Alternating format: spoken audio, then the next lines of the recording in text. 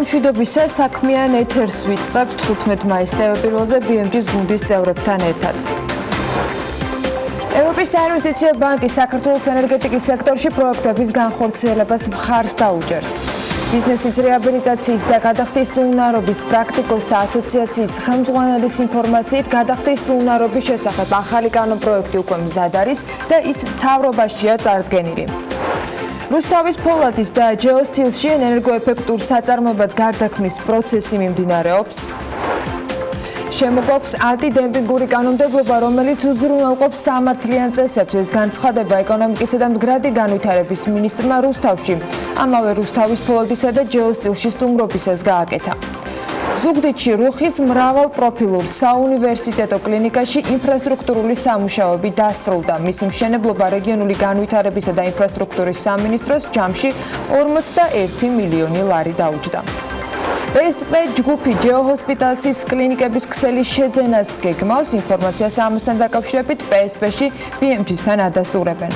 ევროკავშირმა საქართველოში ნარჩენების მართვასთან დაკავშირებით კიდევ ერთი ახალი პროექტის განხორციელება დაიწყო. პროექტი სამი ძირითადი კომპონენტისგან შედგება: ნარჩენების მართვის პრაქტიკის გაუმჯობესება მუნიციპალიტეტებში, წარმოებლის გაფართოებულ ვალდებულებასთან დაკავშირებული საკანონმდებლო ნორმატიული აქტების განხორციელებისა და წარმოებლის გაფართოებული ვალდებულების სისტემის დანერგვის ხელშეწყობა და ნარჩენების შესახებ მონაცემების ინტეგრირებული მართვის ეროვნული სისტემა. საქართველო პირველად გაერო სტატისტიკის კომისიის წევრი გახდა. ქვეყანა 4 წლის ვადით ნიუ-იორკში გამართულ გაეროს ეკონომიკური და სოციალური საბჭოს შეხვედრებზე კენჭისყრის გარეშე ერთხმად არის არჩეული. წევრობის მანდატი კი 2020-23 წლების პერიოდს მოიცავს. საქართველოს კალათბურთის 2021 წლის ევროპის ჩემპიონობის თბილისში ჩატარების პრეტენზიას გამოვთქვამთ. მას პინძელი ქალაქის შერჩევასთან დაკავშირებით კალათბურთის საერთაშორისო ფედერაციის ევროპის კომიტეტის დელეგაცია ჩამოვიდა თბილისში. კომპანია Tegeta Truck and Bus-მა თბილისის სატრანსპორტო კომპანიას 50 ერთეული მანის მარკის ახალი 10 მეტრიანი ავტობუსები გადასცა. შინაგან საქმეთა სამინისტრომ ამოყირაებული მანქანების დემონტაჟი დაიწყო. გიორგი გახარიას უწყებაში განმარტავენ, რომ ინსტალაციები კამპანიის ფარგლებში დროებითი ღონისძიება იყო, რაც კამპანიის პრეზენტაციაზეც იყო ნათქვამი და აქედან გამომდინარე მანქანების დემონტაჟი ხდება. 13 აგვისტოს ჯარედ ლეტო 30 Second to Mars-თან ერთად ბლექსი არენაზე კონცერტს გეგმავს.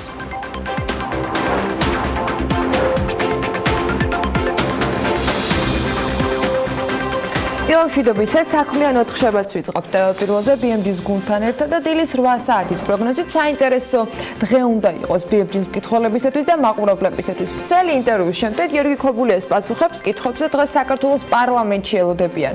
მიუხედავად სატელევიზიო შეთავაზებაზე უარისა და სატელეფონო საუბრისა, რომელიც ეკონომიკური პოლიტიკის კომიტეტის თავმჯდომარესა და ყოფილ მინისტრს შორის შედგა, მთავრობის ყოფილ წევრს კანონმდებლები დღეს პარლამენტში კინოდარბაზში მაინც ელოდებიან. გიორგი ქობულია პარლამენტში 13 საათზე უნდა მივიდეს. როგორც დამოუკიდებელმა პარლამენტარმა ლევან კობერიძე გუშინ თქვა, ეკონომიკის ყოფილ მინისტრს დეპუტატების გარკვეულმა ჯგუფმა წერილი გაუგზავნა და პარლამენტში ღია ფორმატში მისვლა შესთავაზა. შეხვედრა გაიმართება პარლამენტარებთან, ვისაც დააინტერესებს საქმიანობა, რაც გიორგი ქობულიამ 8 თვის განმავლობაში გასწია და დააინტერესებს ეკონომიკის განვითარებასთან დაკავშირებით მისი ხედვები. დაგროვდა ბევრი კითხვა. შეხვედრა კი 13 საათზე კინოდარბაზში შედგება. ეს ლევან კობერიძე თქვა გუშინ პლენარულ სხდომაზე. მას მალევე უკვე ყოფილმა თანაგუნდელმა მამუკა მდინარაძემ უპასუხა და თქვა, რომ უმრავლესობას ამ შეხვედრაზე არაფერი ესაქმებოდა. როგორც ჩანს, საპარლამენტო რესპუბლიკის დეპუტატებს აღმასრულებელი ხელისუფლების ყოფილი ან თუნდაც მოქმედი წევრების საქმიანობის შესახებ კითხვები არ აქვთ და არც ინტერესია რაიმე სიახლის მიღების. ერთის მხრივ გულწრფელი პასუხი იყო, არაფერი ესაქმებათ არ აინტერესებთ და მორჩა და მაინც არავინ იცის, იქნება თუ არა ვინმე ქართული ოცნებიდან კინოდარბაზში, ვინც გიორგი ქობულიას კითხავს. რა ხედვებში ვერ დაემთხვა მისი და მთავრობის მეთაურის პოზიციები, რა საკითხებში ასწნენ, ან სულაც რატომ ვერ გაიგეს დარგობრივმა კომიტეტის წარმომადგენლებმა თუ სხვა დეპუტატებმა ეკონომიკის მინისტრის პოსტიდან გაშვების შესახებ, ვიდრე ტელევიზორს არ უყურეს. და თუ ეს კითხვები მაინც გაჩნდა, ამ კითხვებზე უფრო ზუსტი მოპასუხის ადრესატიც ადვილი საპოვნელია. რა მნიშვნელობა აქვს მოქმედი თუ ყოფილი მეოცნებები იქნებიან გამხმოვანებლები, ჯამში პასუხები მაინც ასე თუ ისე საძებარი აქობული არ წასულა, ის გადააყენეს და რატომ გადააყენეს? ან რატომ დანიშნეს თუ პრინციპულ მიდგომებში აცდა იყო ამაზე ძლიერი საპარლამენტო რესპუბლიკის შემქმნელებმა ფურცელზეც და რეალობაშიც როგორც თავად მიაჩნიათ, პასუხი ადრესატთან უნდა ეძებონ. გიორგი ქობულიას მოსმენა კი საინტერესო უნდა იყოს. მეჭი მეპარება რომ მან თქვას იმაზე მეტი ვიდრე Forbes-ის კვირასთან ინტერვიუში ისაუბრა, მაგრამ რატომღაც საინტერესოა მაინც დღეს როგორი ჩვენება შედგება კინოდარბაზში, რომელიც საქართველოს პარლამენტშია დაანონსებული. რომელსაც გამარჯვებული დიდი ალბათობით არ უნდა ჰყავდეს. რამდენს წააგებს ქვეყანა, ეს კიდევ ჩვენი დასათვლელი გახდება და ამასაც აუცილებლად დავითვლით. ამჯერად თუ სხვათა შორის არ მოგვიწია, დავუკავშირდით, მივაკითხეთ, გავარკვიეთ და შედეგებიც არ დაგვიწყებია. საქმიანი დილა დაახლოებით 1 თვის წინ ხუდადოვის ტყის მიმდებარე ტერიტორიაზე მომრავლებულ სამშენებლო ნარჩენებზე გიყვებოდათ, რომელმაც წლების განმავლობაში მასშტაბებში საკმაოდ დიდს მიაღწია. თემას ტრადიციულად ბოლომდე მივყვებით, მოვიკითხეთ ტერიტორიაზე არსებული მდგომარეობა და დღეს განახლებული ინფორმაციით გიბრუნდებით ანუკა ჯოხაძის სიუჟეტით ეთერში.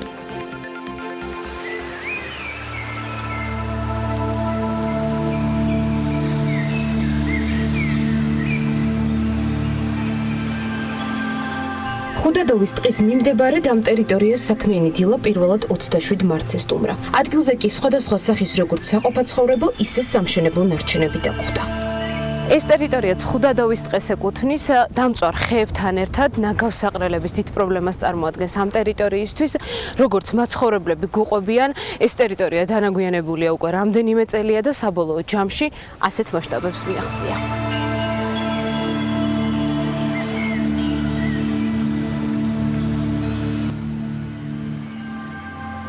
გავიდა თქვენ ახევარი და ჩვენ პრობლემის მასშტაბურობიდან გამომდინარე ამ ადგილზე კვლავ მივედით. ალბათ გახსოვთ ეს ტერიტორია სავსე სხვადასხვა ტომრებითა თუ სამშენებლო მასალებით. ერთი თვის თავზე ჩვენ აქ მოსულებს ნარჩენების მაგივრად სხვადასხვა მიწის გორები დაგვხვდა. როგორც მოსახლეობა ყვება, სიუჟეტის ეთერში გასვლის შემდგომ პრობლემა ნაგვის დამარხვით გადაწყდა. ხუდადოვის ტყის მაცხოვრებლებისთვის მიწის უშველებელი გორები რთული შესამჩნევი ნამდვილად არ ყოფილა. როგორც ისინი ყვებიან, ნარჩენების მიწით დაფარვა დაახლოებით 1 თვის წინ დაიწყო და დღემდე გრძელდება. ხშირად ხედავენ მიწით დადურთულ მანქანებსაც, რომლებიც ამ ტერიტორიისკენ მიემართებიან. ისინი იმასაც ამბობენ, რომ ტერიტორიიდან ნარჩენების გადანა ნაწილობრივადაც კი არ მომხდარა. სიუჟეტის გასვლის შემდეგ არაფერი ამოვიდა რა მძიმე ტექნიკა და გადააყარეს ამ ნაგავს მიწა. მეტი არაფერი არ მომხდარა.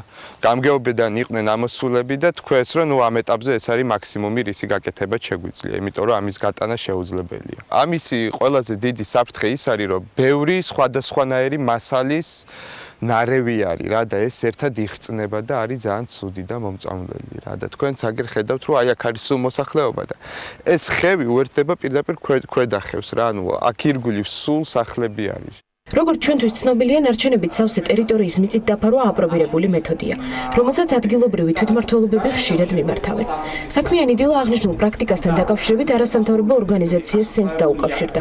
მათი თქმით, სანამ ნარჩენების მიწით დაფარვა მოხდება, მანამდე შესაბამისმა უწყებამ ეს ტერიტორია უნდა შეისწავლოს და უკვე ამის შემდეგ მოხდეს ამ ადგილის მიწით დაკონსერვება. ექსპერტები იმასაც ამბობენ, რომ მიწით დაკონსერვების შემდეგ აუცილებელია ტერიტორიის შემოსაზღვრა, რათა კვლავ არ მოხდეს ტერიტორიაზე ნარჩენების დაყრა.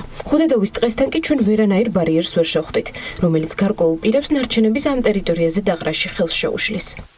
ასეთი ტიპის უკანონო ნაგავსაყრელებზე პასუხისგებლობა ეკისრება ადგილობრივ მთავრობას, იმიტომ რომ ნარჩენების შეგროვება და ტრანსპორტირება ნაგავსაყრელამდე არის ადგილობრივი მთავრობის პასუხისგებლობა. აუცილებელია შეფასებული იქნას მდგომარეობა.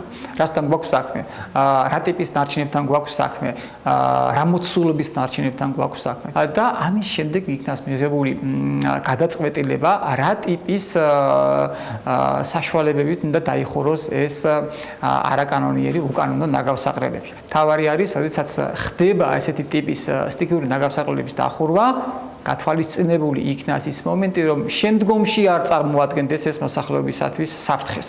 ამ შემთხვევაშიც დაუკავშირდით თბილისის მერიის მუნიციპალურ ინსპექციას, რომელსაც ამ ტერიტორიაზე ნარჩენების მართვა ევალება. უწყების პრესსამსახურში განგვეცხადეს, რომ ტერიტორია ნაწილობრივ ნარჩენებისგან გაიწმინდა, ხოლო ნაწილის მიწით დაფარვა მოხდა. წინა სიუჟეტისგან განსხვავებით მათ არათუ სატელევიზიო კომენტარისგან, არამედ წერილობითი პასუხისგანაც თავი შეიკავეს.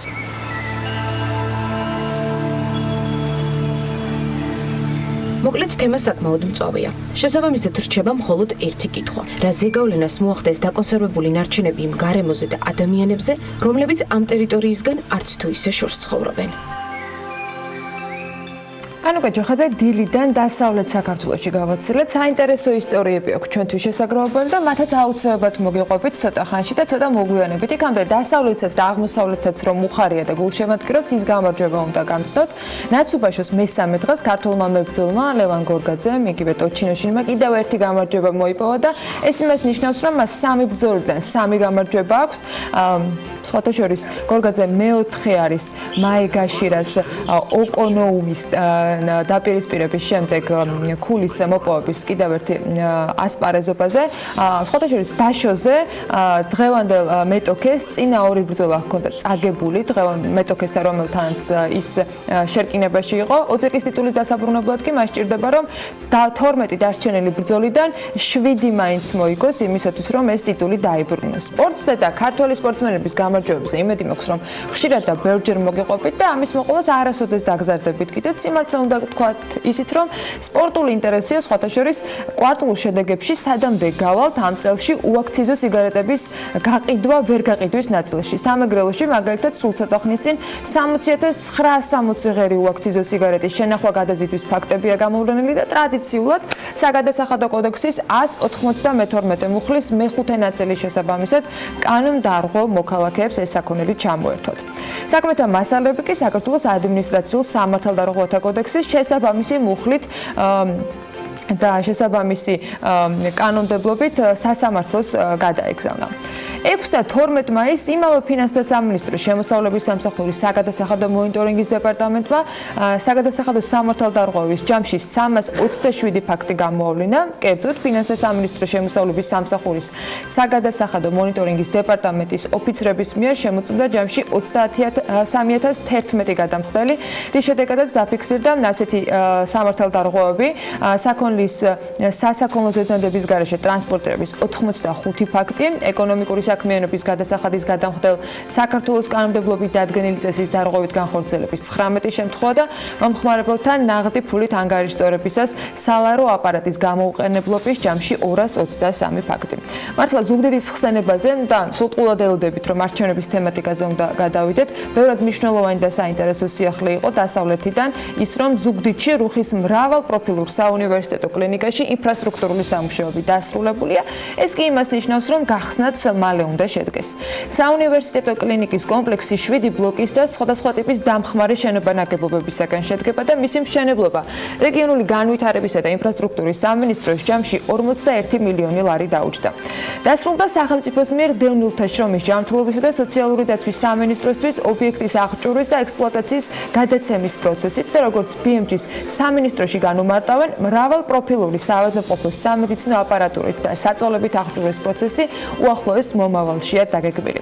საერთაშორისო სტანდარტების შესაბამისი ცენტრი 220 საწოლზე იქნება გათვლილი, პარალელურად კი სამედიცინო პროფილის სტუდენტებისა და რეზიდენტებისათვის კლინიკის ტერიტორიაზე აუდიტორიები, ბიბლიოთეკა, სპორტულ-გამაჯანსაღებელი ინფრასტრუქტურა და სკვერები მოეწყობა. BMG-ს მკითხველისათვის სამედიცინო დაწესებულებების თემა აქტუალური და ნაცნობი უნდა იყოს. ბაზარზე სიახლეებს ველოდებით და ამაზე ბევრჯერაც დავწერეთ. მაგალითად, GIG-ის დამფუძნებელი დავით ბეჟუაშვილი კლინიკების ქსელ ჯეო ჰოსპიტალს ყიდულობს. ეს ინფორმაცია კომერსანტმა გავრცელა, ჩვენ კი გადავამოწმეთ და აღმოჩნდა ასეთი ამბავი, რომ გარიგების მონაწილე შესაძლო მხარეებთან დაკავშირებით ინფორმაციის მიღების შემდეგ GIG-ის პრესსამსახურში ამაზე ინფორმაციას არც ადასტურებენ და არც უარყოფენ. ჩვეულებრივი ბიზნეს საქმიანობა როგორ დასრულდება ამ ეტაპზე საუბარი ადრეა, აცხადებენ კომპანიაში. ხოთა შორის ამავე თემაზე BMG-მ კომენტარისათვის GPI Holdings-საც მიმართა, რომლის შვილობილი კომპანია ჯეო ჰოსპიტალსიც არის, თუმცა GPI Holdings-ში GIG-ის მხრიდან მათი შვილობილი კომპანიის დაინტერესების შესახებ ინფორმაცია კომერციული საიდუმლოებიდან გამომდინარე არ დაუდასტურებიათ. ამავე დროს ჯეო ჰოსპიტალსის შესყიდვასთან დაკავშირებით მოლაპარაკებები PSP ჯგუფში დაგვიდასტურეს. BMG-სთან თქვეს, რომ ბოლო 6 თვის განმავლობაში ჯეო ჰოსპიტალსის მენეჯმენტთან მოლაპარაკებები ინტენსიურად მიმდინარეობს. ჩვენ განვიხილავთ ჯეო ჰოსპიტალსის ქსელში არსებული კლინიკების 20 მილიონ ევროთ შეძენა დღესაც და უახლოეს მომავალში ამასთან დაკავშირებით უფრო დეტალურად ვაცნობებთ საზოგადოებას თქვენს PSP ჯგუფში. Hospitals კი შეგახსენებთ, რომ კლინიკების ქსელია, რომელიც 2011 წელს არის დაარსებული. Hospitals-ის კლინიკები 5 რეგიონშია ქვეყნის მასშტაბით, ეს არის ქვემო ქართლი, იმერეთი, მცხეთა-მთიანეთი, სამცხე-ჯავახეთი და კახეთი. ნახოთ რა იქნება და ვინ გაჩნდება თუ ვისი პორტფელი გაფართოვდება კლინიკების ქსელის მიმართულებით. მე ყოველს ჯანმრთელობა მინდა გისურვოთ და ჩვენთან ავადმყოფობა რომ არ მოსულა, აი რა მოსულა და რა არა, ამაზე სხვათა შორის დღეს ვისაუბრებთ. TBC დაზღვევა და მისი ხელმძღვანელი გაგვაცნობენ ახალ პროდუქტებს საქმიან ეთერში და ეს აუცილებლად მოსასმენი სიახლე იქნება. დაზღვევა კი ზუსტად ის სერვისია, რომელიც ყველას და თითოეულს გვჭირდება. სწორედ მაშინ, როცა ჯანმრთელები ვართ, განურჩევლად იმისა, როგორია შემოსავალი და სწორედ იმის გათვალისწინებით, როგორია შემოსავალი. Როგორ შეიძლება საქართველოში არსებული ხელფასები უცხოეთში არსებულ ხელფასებს, ამაზე საქსტატის მონაცემებს ჩავხედეთ. 2017 წელს საქართველოში დაქირავებით დასაქმებული მუშაკის საშუალო თვიური ხელფასი თითქმის 400 ამერიკული დოლარით იყო განსაზღვრული. ამ აჩვენებლით კი საქართველო მცირედით უსწრებდა ისეთ მეზობელ ქვეყნებს, როგორიც არის აზერბაიჯანი, სომხეთი და უკრაინა. მაგრამ მნიშვნელოვნად ჩამორჩებოდა ევროპის განვითარებულ ქვეყნებს. მაგალითად, ეკონომიკური თანამშრომლობის და განვითარების ორგანიზაციის მონაცემებს თუ ჩავხედავთ, გერმანიაში საშუალო თვიური ხელფასი 4000 დოლარი იყო, რაც 10-ჯერ აღემატება საქართველოში არსებულ საშუალო ხელფასს. ორი მსხვილი მეზობელი ქვეყნიდან თურქეთში საშუალო ხელფასი დაახლოებით 1000 დოლარია და რუსეთში თითქმის 560 დოლარს შეადგენს. თუმცა თურქეთის მონაცემები 2014 წლის მდგომარეობას ასახავს და სავარაუდოდ დოლარში გამოხატული საშუალო ხელფასები მას შემდეგ შემცირდა ლირის მნიშვნელოვანი გაუფასურების შემდეგ, რამაც სხვათა შორის ჩვენზეც იქონია გავლენა. ყველაზე მაღალი ხელფასები კი დაახლოებით ეს არის თვეში 5000 დოლარის ტოლი არის ლუქსემბურგში, შვეიცარიაში, ისლანდიასა და შეერთებულ შტატებში. ვისურვებთ, რომ ანალოგიური შედეგი სულ მალე საქართველოსაც მოისმინოთ საქმიანი ეთერებიდან. BMG-ის ეთერებში კი ხშირად განგვიხილავს ლიდერი ქვეყნები მთლიანი შიდა პროდუქტის ან ერთსულ მოსახლეზე GDP-ის რაოდენობის მიხედვით. ამჯერად ლევან თაღიაშვილი შედარებით განსხვავებულ რეიტინგს შემოგთავაზებს, რომელიც Bloomberg-მა გამოაქვეყნა. მის დეტალებს უკვე თავად გაგვაცნობს ლევან დილამშვიდობის, რა მოამზადა დღეს დილის მაყურებლისთვის. დილამშვიდობის მივესალმებით ჩვენ საქმიან მაყურებელს. მოკლედ ერთსულ მოსახლეზე მთლიანი შიდა პროდუქტის რაოდენობის მიხედვით უკვე რამდენიმე წელია ლუქსემბურგი ლიდერობს 115000 დოლარით, მას შემდეგ მოყვება მაკაო, შვეიცარია, ნორვეგია და ასე შემდეგ. თუმცა დღეს სულ სხვა რეიტინგზე უნდა მოგიყვეთ, რომელიც Bloomberg-მა შეადგინა და მსოფლიო ბანკის საერთაშორისო სავალუტო ფონდის და გაეროს მონაცემებს და პროგნოზებს დაეყრდნო. სახელმწიფოები, რომელთა მთლიანი შიდა პროდუქტიც ერთსულ მოსახლეზე ყველაზე სწრაფად გაიზრდება 2030 წლისთვის. ამ სიაში სულ 7 ქვეყანა მოხვდა და მათი უმეტესობა აზიაშია. ესენია ბანგლადეში, ინდოეთი, ვიეტნამი, კოტ-დივუარი, ეთიოპია, ფილიპინები და მიანმარი. თითოეული მათგანის ეკონომიკა გასულ წელს დაახლოებით 7%-ით გაიზარდა, რაც იმის თქმის საშუალებას გვაძლევს, რომ ერთსულ მოსახლეზე განაწილებული დოლარი მსგავსი ეკონომიკური ზრდის პირობებში 2030 წლისთვის რამდენჯერმე გაიზრდება. დავიწყოთ ბანგლადეშით, GDP ერთსულ მოსახლეზე 2018 წელს 1600 დოლარი იყო, თუმცა Bloomberg-ის მიხედვით 2030 წლისთვის ეს რიცხვი 5700 დოლარამდე გაიზრდება. ქვეყნის ეკონომიკური ზრდა 2018-ში იყო 7%. შემდეგ ინდოეთია, რომელსაც ძალიან ბევრი ექსპერტი 2030 წლისთვის მსოფლიო ეკონომიკების რეიტინგში მესამე ადგილს უწინასწარმეტყველებს. ქვეყანაში GDP ერთსულ მოსახლეზე ამჟამად მხოლოდ 1900 დოლარია, თუმცა 2030 წლისთვის 5400 დოლარამდე გაიზრდება. მისი ეკონომიკური ზრდა ასევე 7% იყო გასულ წელს. ვიეტნამ ამ რეიტინგში ყველაზე მომგებიანი ადგილი დაიკავა, გამომდინარე იქიდან, რომ მისი მშპ ერთსულ მოსახლეზე შესაძლოა 2500 დოლარიდან 10400 დოლარამდე გაიზარდოს, რაც ჩვენ სიაში ყველაზე მაღალი მაჩვენებელია. მისი ეკონომიკა გასულ წელს 7.8%-ით გაიზარდა და 241 მილიარდს გადააჭარბა. მომდევნო ორი ქვეყანა ჩვენს მიმოხილვაში კოტ-დივუარი და ეთიოპია, მათი GDP ერთსულ მოსახლეზე შესაბამისად 4400 და 2008 დოლარამდე უნდა გაიზარდოს. აღსანიშნავია, რომ ეთიოპიის მშპ 7.9%-ით გაიზარდა, კოტ-დივუარის კი 7%-ით. დაგვრჩა ბოლო ორი სახელმწიფო, ფილიპინების მთლიანი შიდა პროდუქტი ერთსულ მოსახლეზე 3000 დოლარს მცირედით აღემატებოდა გასულ წელს, თუმცა 2030 წლისთვის ის სავარაუდოდ გაორმაგდება და 6900 დოლარს გადააჭარბებს. აქვე გეტყვით, რომ ქვეყნის მოსახლეობის რაოდენობა 106 მილიონია. და ბოლოს მიანმარი, რომელიც ბენგალის ყურეში მდებარეობს, მისი GDP ერთსულ მოსახლეზე Bloomberg-ის მიხედვით მხოლოდ 1300 დოლარი იყო 2018 წელს. თუმცა თუ გამოცემას დაუჯერებთ, ის თითქმის გაოთხმაგდება და 2030 30 წლისთვის $4,800 მიაღწევს. სამწუხაროა, რომ საქართველოს მსგავს რეიტინგშიც ვერ ხვდება, თუ გავითვალისწინებთ ჩვენს ეკონომიკურ ზრდას და მთავრობის მოლოდინებს, არ უნდა გქონდეს სამწუხაროდ იმედი, რომ ეს ყველაფერი უახლოეს 2-3 ან თუნდაც 5 წელიწადში მოხდება. მას წელიწადზეც შეგვიძლია ვიმშილოთ, მაგრამ არ ამგონია, რომ იქაც გასახარი შედეგები მივიღოთ. მადლობა ლევან მიმოხილვისათვის. ახლა ჩვენ წინ ბიზნესი ახლებების პირველი ბლოკი გვერდება და ვიწყებთ. TBC ბანკის სამეთვალყურო საბჭოს თავმჯდომარედ იურკი კოსკელო დაინიშნა. გადახდის უნარობის განპროექტით რეაბილიტაციის გეგმის დამტკიცებისათვის კი 12 თვიანი პერიოდია გაწერილი. კოდა ფარცხისი მანგლისი წალკა ნინოწმინდის გზის რეაბილიტაციისათვის 13,800,000 დაიხარჯება. ევროპის საინვესტიციო ბანკი საქართველოს ჰესებისა და გადამცემი ხაზების მოდერნიზაციაში დაეხმარება. ბანკი ასევე გეგმავს მხარდაჭერას აღმოსავლეთ-დასავლეთის დამაკავშირებელი ინფრასტრუქტურის განვითარებაში, რადგან როგორც EIB-ის ვიცე-პრეზიდენტის ვასილ ხუდაკი ამბობს, ეს ევროპასთან დამაკავშირებელი გზა მნიშვნელოვანია დიდ ევროპულ ოჯახში საქართველოს შემდგომი ინტეგრაციისათვის. მისივე თქმით, ბანკი ქვეყანას ხელს შეუწყობს ახალ ინოვაციურ საქმიანობაში, რადგან საქართველოს უზარმაზარი პოტენციალი აქვს გამოგონებების და ტექნოლოგიური მიმართულებით, როგორც არის მაგალითად ელექტრომობილურობა, ადგილობრივი ტრანსპორტით. მამუკა ბახტაძეს მკაფიო ხედვა აქვს სამარშრუტო ტაქსების ელექტროავტობუსებითა და ეკოლოგიური მანქანებით ჩანაცვლებაზე, რასაც სიამოვნებით დაუჭერთ მხარს. ეს სწორედ ევროპის საინვესტიციო ბანკის ვიცე-პრეზიდენტის სიტყვები არის საქართველოს პრემიერ-მინისტრთან შეხვედრის შემდეგ.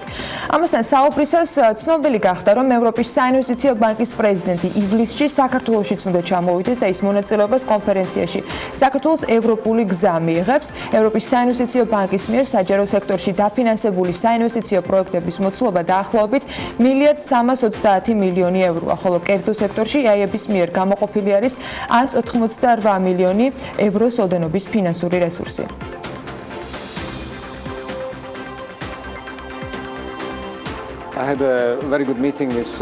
საქართველოს მთავრობის მეთაურთან განვიხილეთ ევროპის საინვესტიციო ბანკის საქმიანობის სამომავლო პერსპექტივები. ერთის მხრივ გავაგზავნებთ აღმოსავლეთ-დასავლეთის დამაკავშირებელი ინფრასტრუქტურის მხარდაჭერას, რადგან ეს ევროპასთან დამაკავშირებელი გზა მნიშვნელოვანია დიდ ევროპულ ოჯახში საქართველოს შემდგომი ინტეგრაციისთვის. ასევე მხარს დაუჭერთ ენერგეტიკის სექტორში პროექტების განხორციელებას, ჰიდროელექტროსადგურებისა და გადამცემი ხაზების მოდერნიზაციას. ამ კონტექსტში გსურს ხელი შეუწყოთ ახალ ინოვაციურ საქმიანობას, რადგან საქართველოს უზარმაზარი პოტენციალი აქვს გამოგონებებისა და ტექნოლოგიური მიმართულებით, როგორიცაა მაგალითად ელექტრომობილურობა, ადგილობრივი ტრანსპორტი. პრემიერ-მინისტრს მკაფიო ხედვა აქვს სამარშრუტო ტაქსების ელექტროავტობუსებითა და ეკოლოგიური მანქანებით ჩანაცვლებასთან დაკავშირებით. ამდენად სიამოვნებით დაუჭერთ მხარს ადგილობრივი საზოგადოებრივი ტრანსპორტის განვითარებასა და მოდერნიზებას, რათა მგზავრობა ეკოლოგიურად უფრო სუფთა და უსაფრთხო გახდეს. რუსთავის ფოლოდი ენერგოეფექტური ხდება. მეტალურგიული ქარხნის გადაიარაღების შესახებ გეგმები კომპანიის წარმომადგენლებმა ეკონომიკისა და მდგრადი განვითარების მინისტრს გააცნეს. ნათია თურნავა ამბობს, რომ საწარმოს უკვე დაწყებული აქვს ტექნოლოგიური პროცესი, რომ ნაკლები ელექტროენერგია მოიხმარონ და ატმოსფეროში ნაკლები გაფრქვევა იყოს.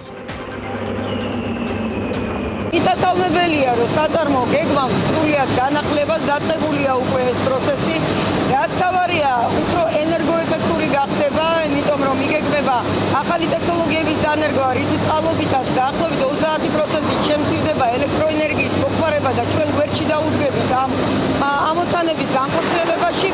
ასევე ვსჯელობ სხვა პრობლემებზე, მათ შორის დახმარება სჭირდება საგარეო ბაზრებზე, საექსპორტო ბაზრებზე, რომ ყველგან არადისკრიმინაციული გარემო დახდეს, ხოლო შიდა ბაზარზე ისედაც საკმაოდ მძლავრად არის ეს საწარმო, უბრალოდ გვერდში დგომა სჭირდება, რომ დავიცვათ უხარისხო ანალოგებისაგან. ჩვენ ხარში დაუდგებით მსხვილ მეტალურგიულ საწარმოებს მათ შორის, რომ ეს არის ძალიან დიდი დასაქმება. ტექნიკის მაღაზიებს შიდა განვადებებთან დაკავშირებით სიფრთხილე მართებთ. ამის შესახებ განცხადება საბანკო ასოციაციის თავმჯდომარე ალექსანდრე ძნელაძემ გააკეთა. მისი თქმით, მათ ეგრეთ წოდებულ საბანკო რეგულაციების ამოქმედებამდეც ჰქონდათ პროგნოზი, რომ ბაზარზე მსგავსი ტიპის სერვისი გამოჩნდებოდა. აღნიშნული პორტფელი ატარებს ზუსტად იდენტურ რისკს, რა რისკსაც ატარებს საფინანსო ინსტიტუტი, უბრალოდ აქ უნდა ავწონოთ ის საკითხი, რომ საფინანსო ინსტიტუტი არის პროფილური ზუსტად ცეცხლის გამცემი ორგანიზაცია და ამ შემთხვევაში შიდა განვადებები არის ახალი, ესე ვთქვათ, ახალი ხილი, ვთქვათ, ახალი პროდუქტი არა საფინანსო ინსტიტუტებისთვის. მაქსიმალური სიფრთხილე მართავთ, მაგრამ რა თქმა უნდა, ეს რო გამოსავალი იქნებოდა და ეს გამოსავალი რო იქნება შემდგომ პერიოდშიც, ამაზე გქონდა საუბარი არა დღეს, არამედ ოქტომბერში, როდესაც ველოდებოდით, თქვათ, ნოემბერში აღნიშნული რეგულაციების შემოსვლას. მობილურ ზარებზე ფასის ჭერი დაწესდება, კერძოდ დღეიდან ევროკავშირის საერთო ევროპულ ჭერს განსაზღვრავს მობილური ზარების ფასზე, ეს კი იქნება 19 ევროცენტი 1 წუთზე და 6 ევროცენტი 1 მოკლე ტექსტურ შეტყობინებაზე. ამასთან დაკავშირებით ბრიუსელში გამართულ ბრიფინგზე ევროკომისიის წარმომადგენელმა განაცხადა, ამ ერიდან მობილური ზარის წუთობრივი საფასური არ შეიძლება აღემატებოდეს 19 ევროცენტს, ხოლო ერთი SMS გზავნილის ფასი 6 ევროცენტს გადაწყვეტილება ევროპელ მომხმარებელს პრაქტიკულ შედეგს მოუტანს და მობილურ კავშირზე ერთიანი ევროპული ბაზრის ცალკეულ ქვეყნებში დისპროპორციული ფასების გამოსწორებას ხელს შეუწყობს. აღნიშნავენ ევროკავშირში ფასში დამატებითი ღირებულების გადასახადი გათვალისწინებული თავის მხრივ არ არის. კულტურული მემკვიდრეობის ძეგლებთან და ტურისტულად მიმზიდველ ისეთ ადგილებში, საიდანაც შორეული ხედები, გადმოსახედები იშლება, მოედნების მშენებლობა იწყება. პროექტის განხორციელების მიზანი კი ტურისტული ადგილების მიმზიდველობის გაზრდა. მუნიციპალური განვითარების ფონდი პროექტის განხორციელებას სტუდენტების ჩართულობით აანონსებს, რისთვისაც მემორანდუმი გაფორმდა აპოლონ ქუთათელაძის სახელობის სახელმწიფო სამხატვრო აკადემიასთან და საქართველოს ტექნიკურ უნივერსიტეტთან.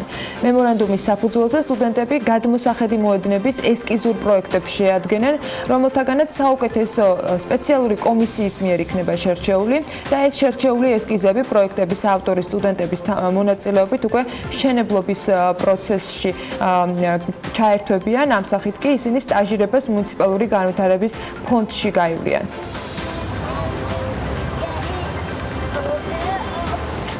დამოუკიდებლობის დღეს ქართული პროდუქცია უნდა გამოიფინოს თბილისში. სააგენტო საწარმოო საქართველოში ორგანიზებით, რომელიც რუსთაველის გამზირზე სამეწარმეო ბაზრობას გამართავენ, სწორედ დამოუკიდებლობის დღის ღონისძიებები იგეგმება. მასში 100-მდე მეწარმე მიიღებს მონაწილეობას. გამოფენა გაყიდვაზე წარმოდგენილი იქნება საქართველოში დამზადებული პროდუქციის რამდენიმე სახეობა. გამოფენა გაყიდვის გარდა ღონისძიებაზე საკვები ობიექტები, გასართობი სივრცეები, სხვადასხვა სახის ვორქშოპია დაანონსებული. გარდა ამისა, დღის თემატიკიდან გამომდინარე გააზიარეთ ცოდნა. ქართველი მეწარმეები სტუმრებს გაუზიარებენ იმ სამეწარმეო გამოცდილებას, რომელიც წლების განმავლობაში შეიძინეს და საკუთარ ბიზნესად აქციეს.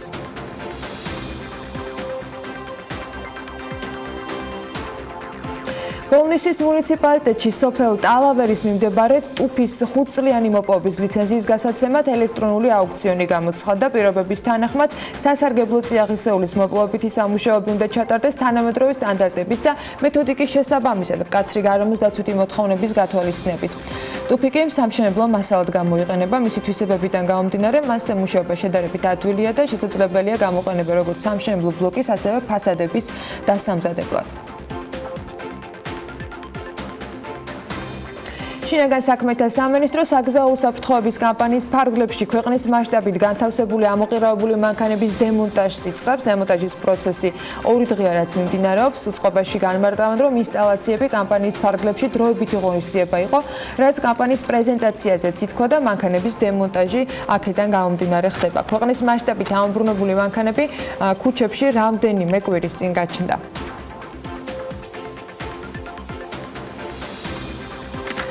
ადიგენის არილის ვარხის უდის ნომერ 2 წახნის საჯარო სკოლამდე მისასვლელ გზებს რეაბილიტაცია ჩაუტარდება. სამუშაოებისათვის კი ადიგენის მერიამ ტენდერი 450.522 ლარზე გამოაცხადა. სოფელ უდეში სარეაბილიტაციო გზა ადიგენი უდი არალის დამაკავშირებელი შიდა სახელმწიფოებრივი გზიდან იწყება და მიერთებით მთავრდება სოფლის საჯარო სკოლის შესასვლელთან. სარეაბილიტაციო გზის მთლიანი სიგრძე კი 394 მეტრია. სოფელ წახნის საჯარო სკოლის და რიტუალების სახლის მიმართულებით გზის რეაბილიტაცია ასევე წახნის ცენტრალური შიდა გზიდან დაიწყება და ის გასცდება სკოლის შესასვლელს და დამთავრდება რიტუალების სახლთან მოედნის მოწყობით. სარეაბილიტაციო გზის სკოლის სიგრძე ამ შემთხვევაში 336 მეტრია. სატენდერო დოკუმენტების მიხედვით კი წინადადებების მიღება შესაბამისი დაინტერესებული კომპანიების მხრიდან 28 მაისს დასრულდება. სახალხო დამცველის მიერ სკოლების შესახებ მომზადებული ანგარიშის მიხედვით წყლის გარეშე დარჩენილ სკოლებს შორის სამცხე-ჯავახეთი ქვეყნის მასშტაბით ნომერ 1-ია. რეგიონში უწყლოდ სულ 24 სკოლა აღრიცხული, განსაკუთრებით რთული მდგომარეობა ამ მხრივ ნინოწმინდაშია. ნინოწმინდის მუნიციპალიტეტის 38 სკოლიდან წყალი მხოლოდ 16-შია. 12 სკოლაში მოსწავლეებს წყლის დასალევად გასვლა, როგორც ანგარიში აღნიშნული სკოლის ეზოში უწევთ, 10 სკოლაში კი წყალი საერთოდ არ არის.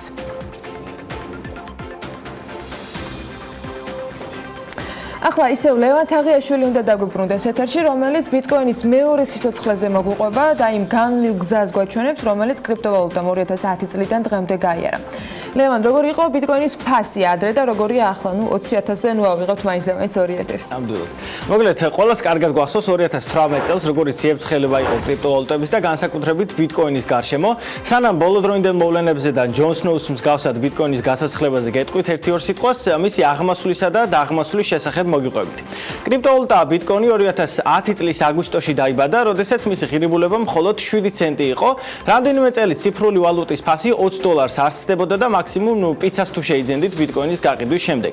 თუმცა 2013 წლის შემდეგ წლის მეორე ნახევარში ღირებულება დაახლოებით $1120-მდე ავიდა, შემდეგ იყო რამდენიმე წლიანი ჩავადრო 2017 წლამდე.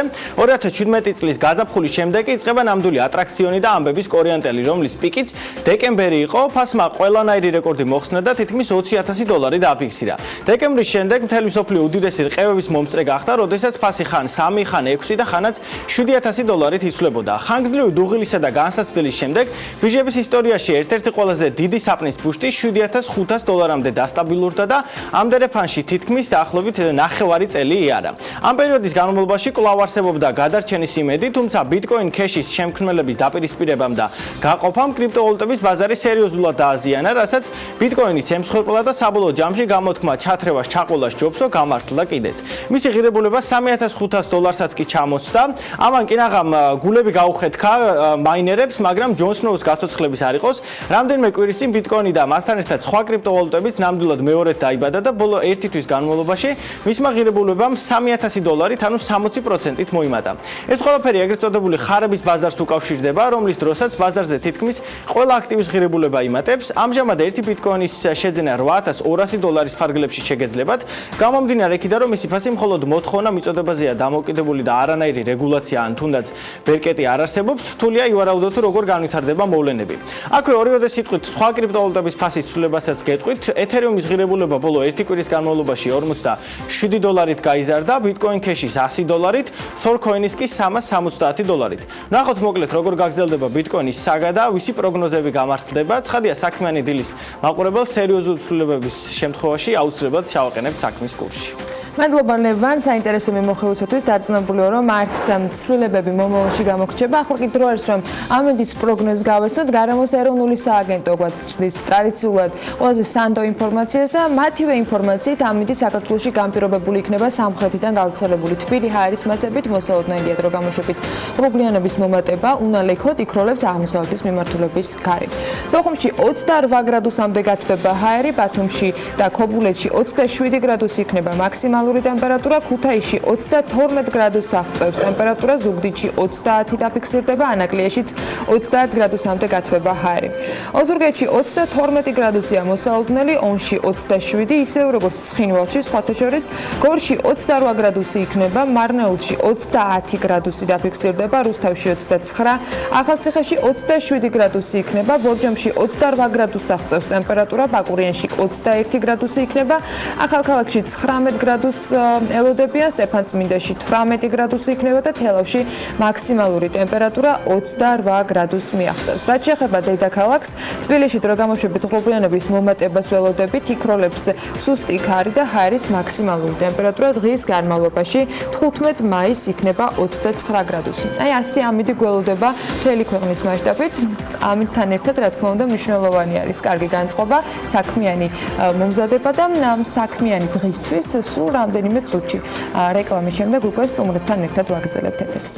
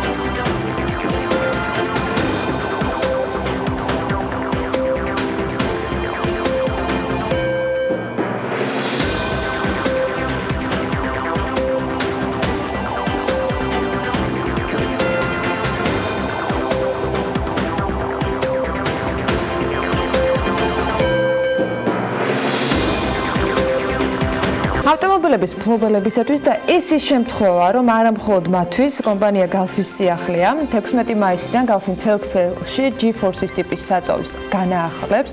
Green Booster-ი სპეციალური დანამატი საწვავს უფრო ეკომეგობრულ ხდის და უფრო ზუსტად კი მავნე კომპონენტების ემისია 40%-ით შემცირდება. რის ხარჯზეა გარემოზე ზრუნვა შესაძლებელი და რას გულისხმობს სიახლე, უფრო დეტალურად სტუმრები გაგვარკვევენ ამ ამბავში. ნინო ჯიბლაძე, Galf Georgia-ს ვიცე-პრეზიდენტი, ეკალ ალიაშვილი, ალიანსის საგზაო უსაფრთხოებისთვის დამფუძნებელი და გოგა ჩანადირი სამოქალაქო აქტივისტი, ფოტოჟურნალისტი არის ჩვენთან და თქო ფოტოებს არიღებს. მოგესალმებით. დილამშვიდობისა. დილამშვიდობისა. თავარი კითხვა მოდი ნინჩოსგან უნდა დავიწყო. რის ხარჯზე შეიძლება რომ საწვავი გახდეს უფრო მეგობრული, როგორც მომხმარებლისათვის, ისე ეკოლოგიისათვის და პირველი კითხვა რაც გუშინდელი ანონსის შემდეგ გაჩნდა, ეს ნიშნავს წვის რაოდენობა ხომ არ იზრდება, ანუ უფრო მეტი საწვავი ხო არ ჭირდება მომხმარებელს იმისათვის რომ მოგესალმებით ანა, მივესალმებით ჩვენს მაყურებელს. მე მიხარია რომ თქვენთან ვიწყებ ამ მე მიხარია რომ საწოლი შეგვიძლია ამ ფორმატში ვიზაუბროთ ასეთი თემა. ჩვენი დღევანდელი მისია არის რომ რაც შეიძლება მეტად ჩემი პირადად მისია რომ საზოგადოებას გავაგებინო მართლაც რა ხდება. ეს არის ძალიან ადვილ ენაზე რომ ვთქვათ, ყველაფერი მათ შორის საწვავი მსოფლიოში ვითარდება. ტექნოლოგიები თვითონ საწვავის ისევე როგორც ბევრი სხვა პროდუქტის ვითარდება, მიდის წინ და არის ესეთი დანამატები არსებობს ბუნებაში და ძალიან ბევრი ადამიანი ზრუნავს იმაზე, რომ საწვავისთვისაც მოიფიქრეს ფორმულა. ეს არის ამ შემთხვევაში Green Booster-ი, რომელიც საწვავს ბევრად უფრო ნაკლებ მავნებელს ხდის გარემოსთვის. ეს არის ისეთი და წვასაც ამცირებს. რა თქმა უნდა, წვას ამცირებს. ეს ჩემთვის პირადად უკვე მეორე ის არის, რა ქვია, ნაწილი, ხო, პრობლემის. წვას ამცირებს აუცილებლად უფრო ნაკლებ მეტ კილომეტრს გადიხარ, არ უნდა ნაკლები საწვავი გჭირდება მარტივენაზე რომ ვთქვათ და ეს არის ერთ-ერთი ძალიან კარგი ორი ძალიან კარგი თვისება, რასაც Green Booster-ი შესძენს ჩვენს საწვავს. ეს ხომ ნიშნავს რომ გაიზრდება ფასი შესაბამისად ამ საწვავის ამის ამ კომპონენტის. მიუხედავად იმისა, რომ ჩვენი კომპანიამ ეს პასუხისმგებლობა აიღო და ეს უფრო საზოგადოების წინაშე, ქვეყნის წინაშე პასუხისმგებლობაა, ფასს ეს არანაირად არ შეეხება.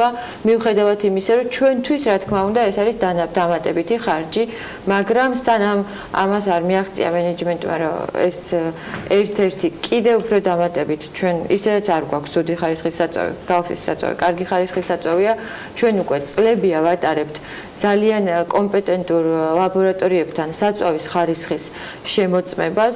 ეხლაც მოვიდა იქ გუშინ ჩვენ ორშაბათს უკვე ჩაუშვით მთელს ქსელში Green Booster-იანი საწვავი და ეხა უკვე ანუ ვინც ასხავს ჩვენთან ასხავს იმ საწვავს, რომელშიც გოგირდის შემცველობა დასაშვებ 10 მილიგრამზე უფრო ქვემოთ არის 6. ეს არის ევრო სტანდარტებით დასაშვები 10 მილიგრამი კრიტერიუმი კი, რომელიც 10 მილიგრამამდე თუ არის გოგირდი, ეს არის უმნიშვნელო ნორმა. კი, ნორმა და არის უმნიშვნელო ზიანი და ჩვენთან არის Green Booster-იან საწვავში არის უკვე 6. ხოლო ტყვია, კი, კიდევ უფრო ნაკლები, მინიმალურ დასაშვებ ნორმაზე კიდევ უფრო ნაკლები, ხოლო ტყვის შემცველობა არის დაშვებული ზღვარი ასევე 10 და ბოდიში 6 და არის ჩვენთან 2.5. ანუ 2.5-ზე კიდევ უფრო ქვემოთ. ანუ ეს იმას მიუთითებს, რომ ტყვის და გოგირდის შემცველობა საწვავში, რომელსაც ქვია ჩვენთვის G-Force-ის საწვავი და არის აი ამ დანამატით უკვე იყიდება. ეს დანამატი ხება დიზელსაც მინდა. ყველაფერში არის ჩაშვებული ეს დანამატი, დიახ და აი ეს არის ის ძირითადად რაც მინდოდა მე მომეყოლა. დანარჩენი შეგვიძლია ვნახოთ ასევე ვიდეო რგოლი. ხო, საინტერესო ვიდეო მოგვიზარდა Galf-მა, რომელიც კეთილინებით ჩვენს გამოგვიგზავნეს, იმისათვის რომ ჩვენს მაყურებელს ვაჩვენოთ და ვიდრე დანარჩენ სტუმრებთან გავაგზავნებთ საუბარს, მოდი ვიდეო რგოლი ვნახოთ. სიახლე Galf-ში განახლებული ეკომეგობრული საწვავი G-Force Green Booster-ის დანამატით. მისი უნიკალური ფორმულა მნიშვნელოვნად ამცირებს მავნე ნივთიერებების გამოყოფას ჰაერში. ჩვეულებრივი საწვავისგან განსხვავებით G-Force-ის ზრდის განვლილ მანძილს. შესაბამისად ამცირებს ხარჯს საწვავზე, ეფექტურად ასუფთავებს ძრავს ნადებისგან და ამცირებს წვეთას. გადადი G-Force მხოლოდ Galf-ის ქსელში. ეხლა მინდა რომ ვიკითხო ეკა შენთან 40%-ით შემცირება, ანუ რიცხვების შთამბეჭდავია, განახევრება არის ფაქტობრივად, მაგრამ რა ეფექტი შეიძლება მისცეს ამან გარემოს, იმიტომ რომ ეს ის სფერო არის, რომელზეც ჩვენ ძალიან ბევრს საუბრობთ, მაგრამ მე რაღაც რიცხვებში რთულია ხოლმე ამის გადმოცემა, იმიტომ რომ რაღაც საბოლოო შედეგი შეიძლება არ მოგწონს, მაგრამ აი როგორ შეიძლება შევცვალოთ ეს რთულად სამსჯელო საკითხი არის. რა შეღავათი შეიძლება მისცეს გარემოს და თითოეული ჩვენგანის ჯანმრთელობას, როდესაც თუნდაც ის ადამიანები, ვინც მოიხმარენ გალფს, გახდებიან 40%-ით ნაკლებად დამაზიანებლები გარემოს მიმართ. მოგესალმებით, დიდი მადლობა მოწვევისთვის და ნიჩოს დიდი მადლობა, რომ მუდამ რაღაცნაირად ჩვენ პარტნიორობთ ამ მიმართულებით, თუ ყველა რაღაცნაირად არ ჩავერთეთ ჩვენ აი ამ სუფთა ჰაერის კამპანია იქნება ეს პოპულარიზაცია ტექნიკური ინსპექტირების, სუფთა საწვავისაც ასეთი მტკივნეულია ჩვენთვის და მუდმივად ამაზე ვსაუბრობთ. რა თქმა უნდა, მხოლოდ ერთ მხარეს არ შეუძლია ამ საკითხის მოგვარება და მართლაც მოხარული ვარ მე გავეცანი გუშინ ზუსტად აი ამ პარამეტრებს კი, მზად არის ეს ლაბორატორიული კვლევა, ჩვენ დავაგზავნეთ ექსპერტებთან სერტიფიკატები ოფიციალური, ასევე ეკა გაეწვა ამ სერტიფიკატები. შვეიცარიული ლაბორატორია SGS-ი, კი. დიახ, და ნახეთ რომ აი ზუსტად რაც დავითანხმებოდი ნინჩოს ის პარამეტრები, რაც იმაზე ნაკლებია, ვიდრე ქართული სტანდარტი და პრაქტიკულად ევროპულ სტანდარტებს უტოლდება და ასეა და ძალიან მნიშვნელოვანია ჩვენ ამას წინათაც გავაკეთეთ აქციას სხვათა შორის გალფთა პარტნიორობით, სადაც შევამოწმოთ იმ ავტომობილების გამონაბოლქვი, რომლებიც გაიარეს ტექნიკური ინსპექტირება, ქონდათ ამის დამადასტურებელი საბუთი, მაგრამ 12-დან 5-მა ვერ ჩააბარა გამონაბოლქვის ტესტი ქუჩაში. რას ნიშნავს ეს? შემდეგ ვეკითხებოდით ამ მძღოლებს, რაშია საქმე და ისინი ამბობდნენ, რომ როდესაც გავლამდე ჩაასხეს კარგი საწვავი და შემდეგ უკვე გააგრძელეს დაბალი ხარისხის საწვავის მოხმარება. არ ვიცი, შეიძლება აქ სხვა რამისთანაც გვაქვს საქმე, მაგრამ იკვეთება საწვავის ხარისხი და ძალიან მნიშვნელოვანია მეც ამ გადაცემაში სიამოვნებით მივხვდით იმისა, რომ რეალურად საწვავის ხარისხი კონტროლდება და სტანდარტი გვაქვს, რომელსაც წესით ყველა უნდა აკმაყოფილებდეს. თითქოს კონტროლდება, მაგრამ მნიშვნელოვანია ესეთი ბენზინ კომპანიების, ნავთობ კომპანიების მხრიდან იყოს კიდევ უფრო ხარისხის გაუმჯობესება და აქცენტების გაკეთება, რაც მთავარია, იმიტომ რომ საზოგადოებას ცნობიერება მართლა ჭირდება, რომ ავუმაღლოთ და ვიცოდეთ, რომ არ ვიცი, შეიძლება რაღაც კიდე არის ისეთი საწვავი, რომელიც რეალურად პრობლემას გვიქმნის, მაგრამ შეიძლება ცოტა მეტი გადაიხადო, მაგრამ ჩაასხა ის, რომელიც ნაკლებ გამონაბოლქვს, ნაკლებ ემისიას მოუტანს გარემოს და ისევ ეს ჩვენ დადებითად დაგვიბრუნდება ჯანმრთელობის თვალსაზრისით.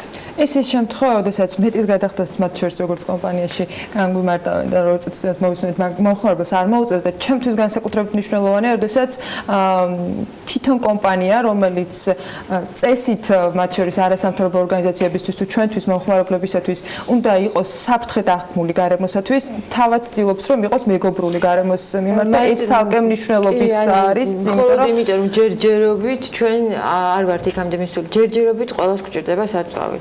და რადგანაც გვჭირდება საწვავი, ჩვენ ვართ ვალდებულები ჩვენი ქვეყნის მიმართ, საზოგადოების მიმართ, როგორც უკვე აღნიშნე, რომ ეს საწვავი იყოს ნაკლებად დამაზიანებელი გარემოსთვის. თორემ საწვავი რომ გვჭირდება, ამაზე ყოველთვის ხვდებით, ეს არის პირველადი მოხმარების პროდუქტი, რომლის გარეშე ჯერჯერობით ჩვენი გადაადგილება ვერ მოხერხდება. თუმცა გალფი მზად იქნება იმისთვის, რომ როდესაც იქნება ეს დრო მოვა, რომ მთლიანად დაუთმოთ ბაზარი ეკოლოგიურად სუფთა მანქანას. ყველაზე საუკეთესო ტრანსპორტია ელექტროსისტემა. ჯერჯერობით ეს დრო ცოტა ჩვენთვის შორს არის, ამიტომ რაცშიც ვართ იმ რეალობიდან გამომდინარე. საუკეთესო შედეგს ვეძებთ. შენ დაგვიანოს ეკა რომ ბევრს ისაუბრებდი, მაგრამ შენთვის რა მნიშვნელობა აქვს ამ გადაწყვეტას, რომ აქტიური ხარ გარემოს დაცვის კუთხით, მნიშვნელოვანია ცალსახად ასეთი ინფორმაცია ნებისმიერი ადამიანისთვის, იქნება ეს აქტივისტი თუ არ იქნება აქტივისტი, მათ შორის ვინც საერთოდ არ მოიხმარ საწვავს, მათთვის კიდევ უფრო მნიშვნელოვანია. ცხადია, ჩემთვის არის მაღალი სოციალური პასუხისმგებლობა გალფის მხრიდან. სულ უფრო ეკომეგობრული გახდეს და რაც თავარია, მე ვფიქრობ, რომ მხოლოდ გალფი არ უნდა იყოს ასეთი ნებისმიერი დაწესებულება, ნებისმიერი მით უფრო კომერციული. ცხადია, სახელმწიფომა ძალიან უნდა წაახალეს ეკომეგობრული გარემო შექმნა. უნდა მიბაძავდეს გალფს ამ შემთხვევაში. და ეს მხოლოდ მარტო საწვავზე არ უნდა ისახებოდეს.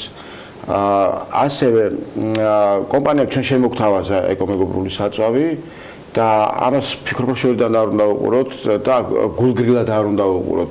პირიქით ადამიანებმა უნდა გაიცნობიერონ რომ ცხოველებმა რაც უფრო სუფთად მაღალი ხარისხის და ეკომეგობრულ საწვავს ჩაასხავს თვითონვე ნაკლებად ასე ვთქვათ დააზიანებს გარემოს.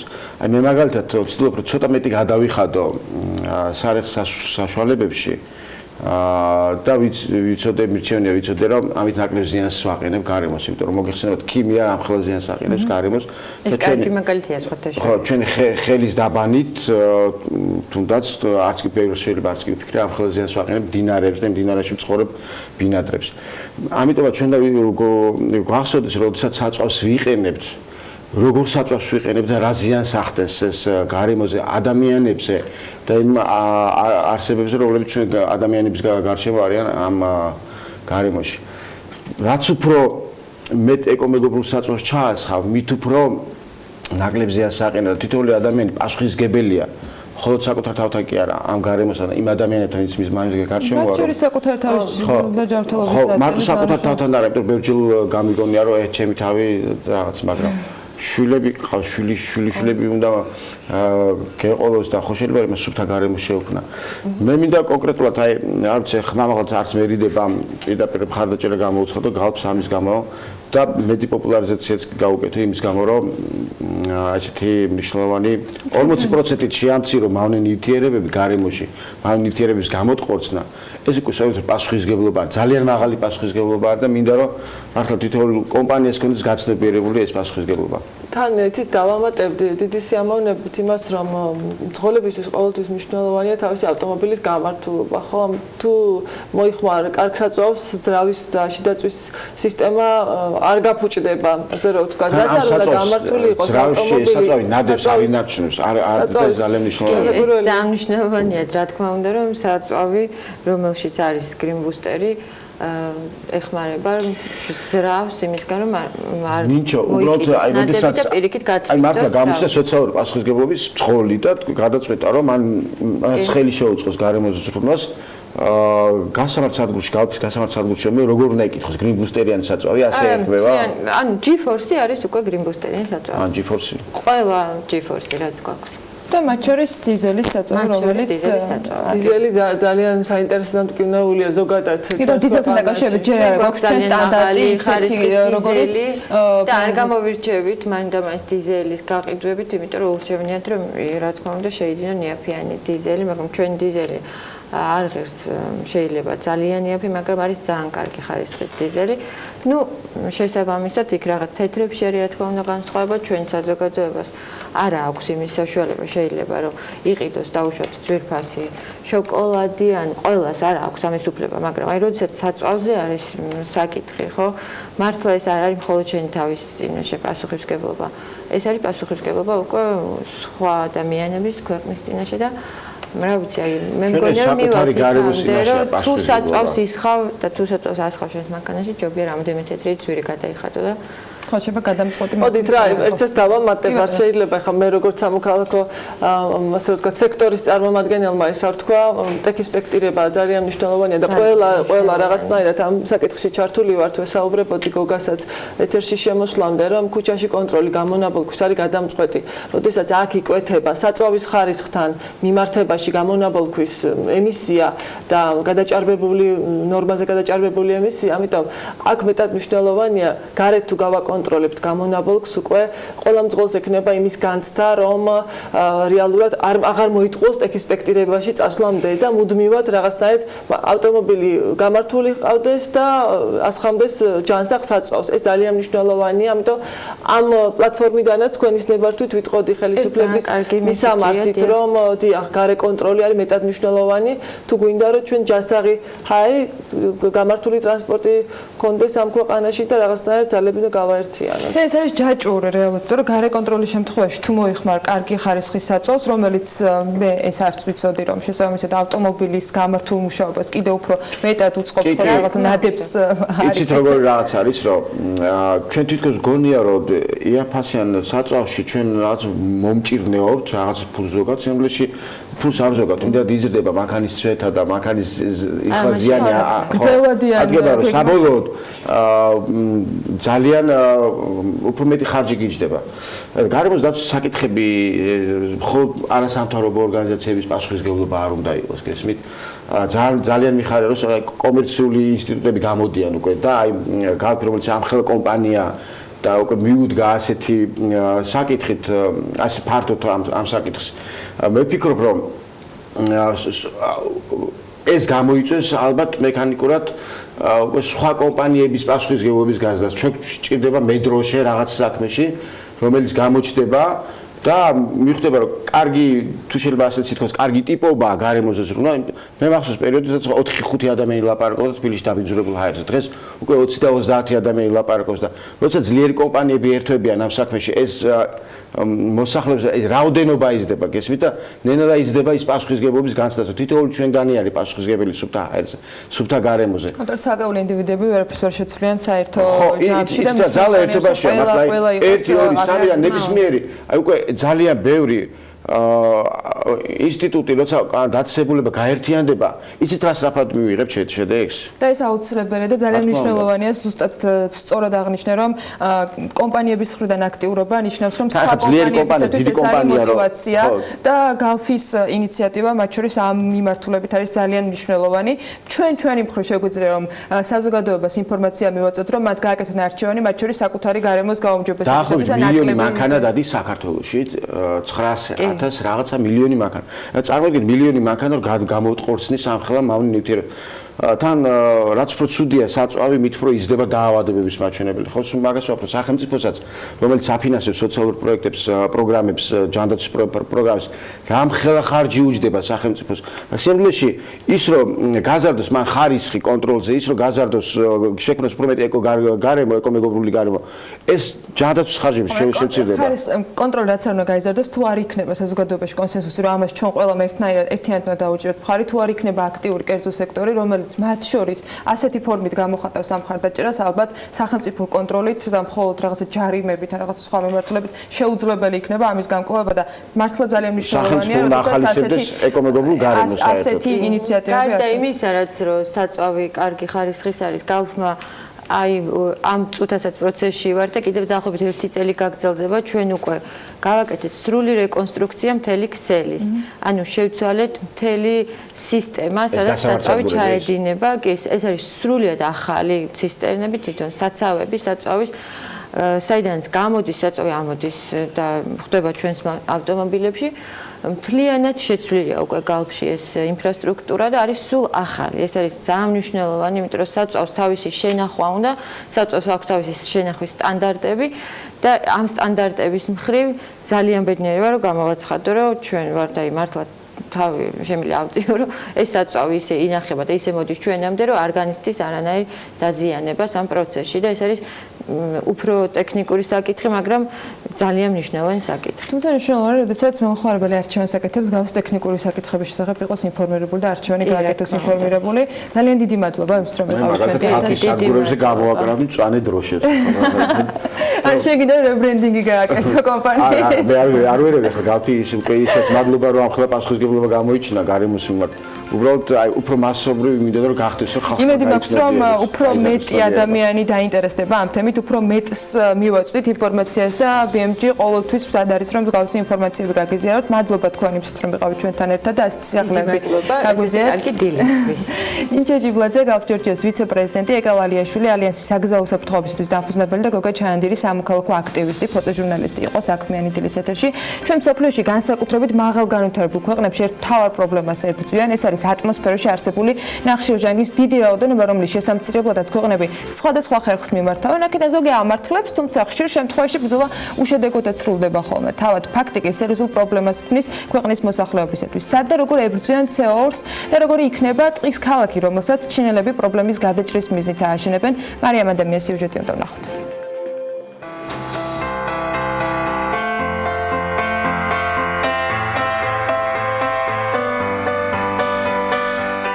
ატმოსფეროში ყოველწლიურად 30-40 მილიარდი ტონა ნახშირორჟანგი გამოიფრქვევა.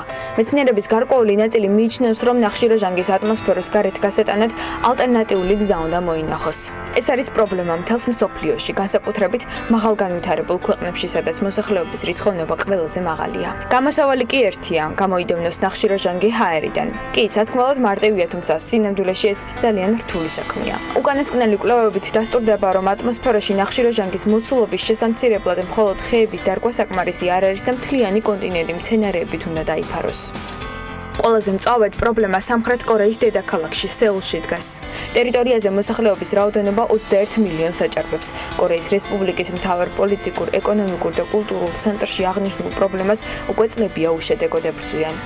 ანალოგიური მდგომარეობაა ჩინეთის ქალაქ გუანჯოუშიც, რომლის მოსახლეობა 44,309,000-ია. აქ ეკოლოგიური მდგომარეობის გაუმჯობესების მიზნით მთავრობა ტყის ქალაქს აშენებს. ეს არის ახალი კონცეფცია, რომელიც მდგრადი ურბანული დაგეგმარებისა და განვითარების საზღვრებს სცდება. პროექტი კი სავარაუდოდ 2020 წლისთვის დასრულდება. ტყის ქალაქში აშენდება ტიპიური ნაგებობები, როგორებიც არის სკოლები, ოფისები, სასტუმროები, საავადმყოფოები და სახლები. თუმცა ეს ყველაფერი მთელ რიგ ხეებსა და სხვადასხვა სახეობის მცენარეებში იქნება ჩაფლული. რამდენად მოაგვარებს გუანჯოუში არსებული ტყის ქალაქი ეკოლოგიურ პრობლემას ქვეყანაში, ამას დრო გვიჩვენებს. თუმცა უნდა ვაღიაროთ, რომ გამოწვევა საკმაოდ მასშტაბურია და მხოლოდ ერთი ქალაქით არ შემოიფარგლება. ნახშირორჟანგის მაღალ კონცენტრაციას ჰაერში ებრძვიან ჰონკონგშიც და შანხაიშიც. რაც შეეხება ახალ ინოვაციურ ქალაქს, მას წელიწადში შეიძლება შთანთქოს 10,000 ტონა ნახშირორჟანგი და 57 ტონა სხვა დამაბინძურებელი ნივთიერებები. მას შეუძლია გამოყოს 900 ტონა ჟანგბადი წელიწადში და დაიდიოს 30,000 მოსახლე, 40,000 ხე, მილიონი მცენარე და 100-ზე მეტი ცხოველის სახეობა. მსგავსად ჩინეთის და პრობლემებთან საბრძოლველად ამბიციური გეგმა არ აქვს ამერიკას, თუმცა ფაქტია, რომ პრობლემა აქაც მწვავედ დგას, განსაკუთრებით კი ნიუ-იორკში, ლოს-ანჯელესსა და ჩიკაგოში. რაც შეეხება ათეულს, მასში სინგაპური, ტოკიო და ერ-რიადიც სახელდება.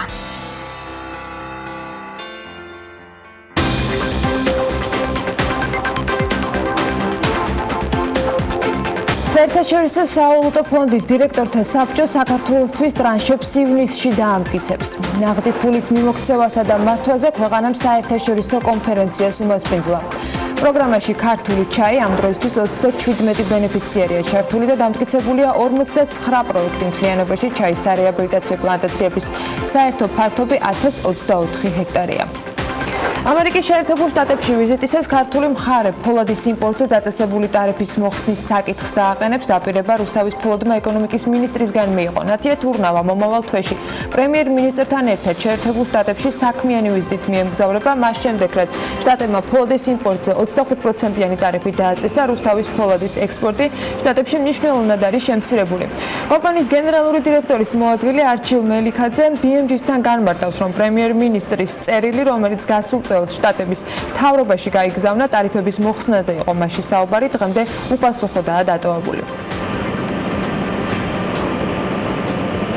გადახდის უნარობის შესახებ კანონპროექტის პირველადი ვერსია მომზადდა და ახლა ის მთავრობაშია გადაგზავნილი და მისი მიზანია ეკონომიკურად მომგებიანი კომპანიების გადარჩენა და არამომგებიანი კომპანიების რესურსების გადაადგილება. პრეზენტაცია გუშინ შედგა.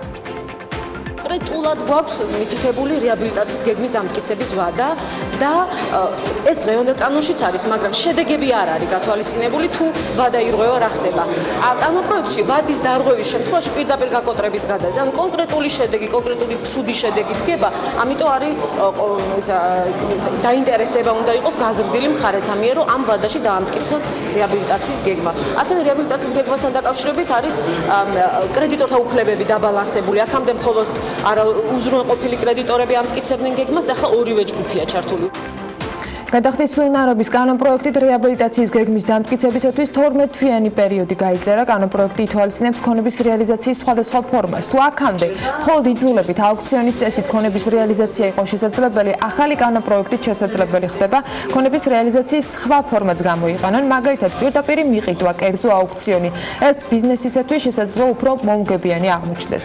გიორგი პაპაუას შეფასებით კანონის გამართულობა ინვესტორებისათვის უფრო მეტ დაცულობას ნიშნავს. პოლიტიკისა და მართვის საკონსულტაციო ჯგუფში კი აღნიშნავენ, რომ სწორი გადახდის უნარობის პოლიტიკა ეკონომიკურ ზრდაზე დადებითად იმუშავებს. კანონპროექტის პირველადი ვერსიის რეგულირების გავლენის შეფასება კი აჩვენებს, რომ კანონპროექტი ეკონომიკურ ზრდას 9% დააჩქარებს. დაშვებული ყველა მონაწილის მხრიდან. როდესაც ინვესტორებს აქვთ უფრო მეტი დაცულობა, ეს გარკვეული ინვესტიციების განხორციელების იციან, რომ გადახდის უნარობის შემთხვევაში მათი ინტერესები უფრო სწრაფად, პროგნოზირებადად და გამჭვირვალედ იქნება დაცული, ისინი უფრო მეტ ინვესტიციებს ახორციელებენ. ანუ არა მარტო მნიშვნელოვანია გადახდის უნარობა, როცა დადგება, მაშინ რას ვაკეთებთ, არამედ რა გავლენას ახდენს გადახდის უნარობის კანონმდებლობა მანამდე მიღებულ გადაწყვეტილებებს. არსებობს მოსაზრებები, რომ ლიკვიდაცია შეიძლება ხელს უწყობდეს ეკონომიკურ ზრდას, უფრო სწრაფად ხდება ქონების აქტიურად დატვირთვა,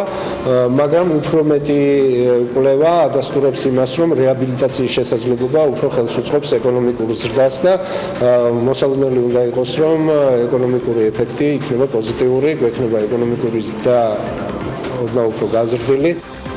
იმას, რომ გადახდის უნარობის დღეს არსებული სისტემა არ მუშაობს, აღიარებს მთავრობაც. იუსტიციის მინისტრის მოადგილე კანონის ხარვეზებზე აკეთებს აქცენტს და აღნიშნავს, რომ მისი დახვეწა ბიზნეს გარემოზე დადებითად აისახება. უარყოფითად აფასებს არსებულ მოდელს ოპოზიციაც. ერთ-ერთი ნაციონალური მოძრაობის წევრი რომან გოცირიძე აღნიშნავს, რომ ქვეყანაში ბიზნესის წამოწყება ადვილია, მისი დახურვა კი პრობლემებთან არის დაკავშირებული. სისტემა კორუფციულ ნიშნებს შეიცავს. მილიარდზე მეტი საგადასახადო დავალენება ჩამოაწერეს აი ამ ბოლო წლების განმავლობაში სხვადასხვა ფირმებს და ამას ხსნიან, რომ ესენი არიან უმოქმედო მკვდარი ფირმები და ამიტომ მოდით მაინც არ მუშაობენ და ეს ვალებით გავასუფთავოთ. მახინჯი ფორმა, რასაც პარლამენტი დავალენებები ჩამოაწერას აკეთებს. ესეც გამოძახილია იმ საკანონმდებლო ბაკუმისა თუ ცუდი კანონმდებლობისა, რომელიც არსებობს და შემდეგ ეს ფაქტები გამოიყენება კორუფციული გზით. ევროკავშირმა საქართველოში ნარჩენების მართვასთან დაკავშირებით კიდევ ერთი ახალი პროექტის განხორციელება დაიწყო. საქართველოს გარემოს დაცვის და სოფლის მეურნეობის სამინისტროს ინფორმაციით, პროექტის მიზანია დაეხმაროს საქართველოს ნარჩენების მართვის სისტემის შემდგომ განვითარებაში საქართველოს ევროკავშირს შორის ასოცირების შესახებ შეთანხმების მოთხოვნების და საუკეთესო საერთაშორისო პრაქტიკის გათვალისწინებით. პროექტი სამი ძირითადი კომპონენტისგან შედგება. ესენი არის ნარჩენების მართვის პრაქტიკის გაუმჯობესება მუნიციპალიტეტში, წარმოებლის გაფართოებულ ვალდებულებასთან დაკავშირებული საკანონმდებლო ნორმატიული აქტების განხორციელების და წარმოებლის გაფართოებული ვალდებულების სისტემის დანერგვის ხელშეწყობა და ნარჩენების შესახებ მონაცემების ინტეგრირებული მართვის ეროვნული სისტემის შექმნა. ბათუმში რუსთაველის ქუჩაზე მდებარე ბაბილონ თაუერის გასაყიდად გამოცხადებული ელექტრონული აუქციონი ჩაიშალა. მაშინ მონაწილეობა არავინ მიიღო. მშენებარე ობიექტის საწყისი გასაყიდი ფასი 36,450,000 ლარით იყო განსაზღვრული. ვაჭრობის ბიჭი კი 490,000 ლარს შეადგენდა. საგარანტიო თანხა 2,450,000 ლარად იყო შეფასებული. ქონება ელექტრონულ აუქციონზე იუსტიციის სამინისტროს აღსრულების ეროვნულმა ბიურომ გაიტანა. ბაბილონ თაუერი აჭარის ფინანსთა და ეკონომიკის სამინისტროს მშენებელ კომპანიას შორის დადებული ხელშეკრულების პირობების შეუსრულებლობის ვალდებულებით იყიდებოდა. საქართველოს ავიაბაზარზე ოპერირებას ავიაკომპანია Air Malta იწყებს. საქართველოს აეროპორტების გაერთიანების ინფორმაციით რეგულარული რეისები თბილისი-მალტა თბილისის მიმართულებით 4 ივლისიდან ყოველ ხუთშაბათს იარბას A320 ტიპის თვითმფრინავით შესრულდება. უწყებაში მიიჩნევენ, რომ პირდაპირ რეისები მალტიდან ხელს ორ ქვეყანას შორის ტურისტული პოტენციალის განვითარებას შეუწყობს.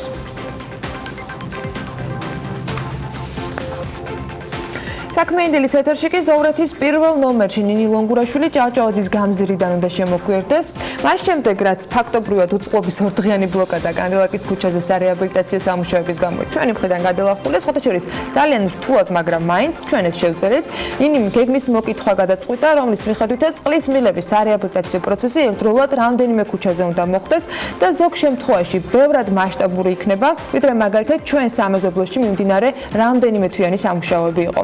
ერთი ასეთი პროექტი ჭავჭავაძის გამზირზეა დაგეგმილი, რას ნიშნავს ეს ამას ნინი თავად გეტყვის, რომელიც პირდაპირ ეთერში გვერდება. ნინი დილა მშვიდობის.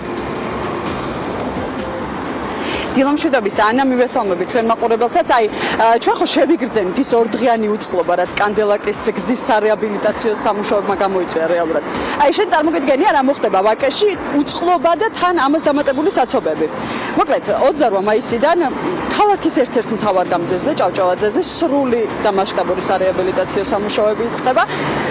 რახან ქვეყანაში აი ეს Game of Thrones-ობა არის ჯერ კიდევ, ვისაც მეხუთე სერია აქვს ნანახი, აი ქალაქი რო აიღო დეინერისმა, აი ზუსტად ის ხდება რეალურად ჩვენ ქვეყანაშიც, ოღონდ ამ შემთხვევაში მხოლოდ გამზირის აღება არის.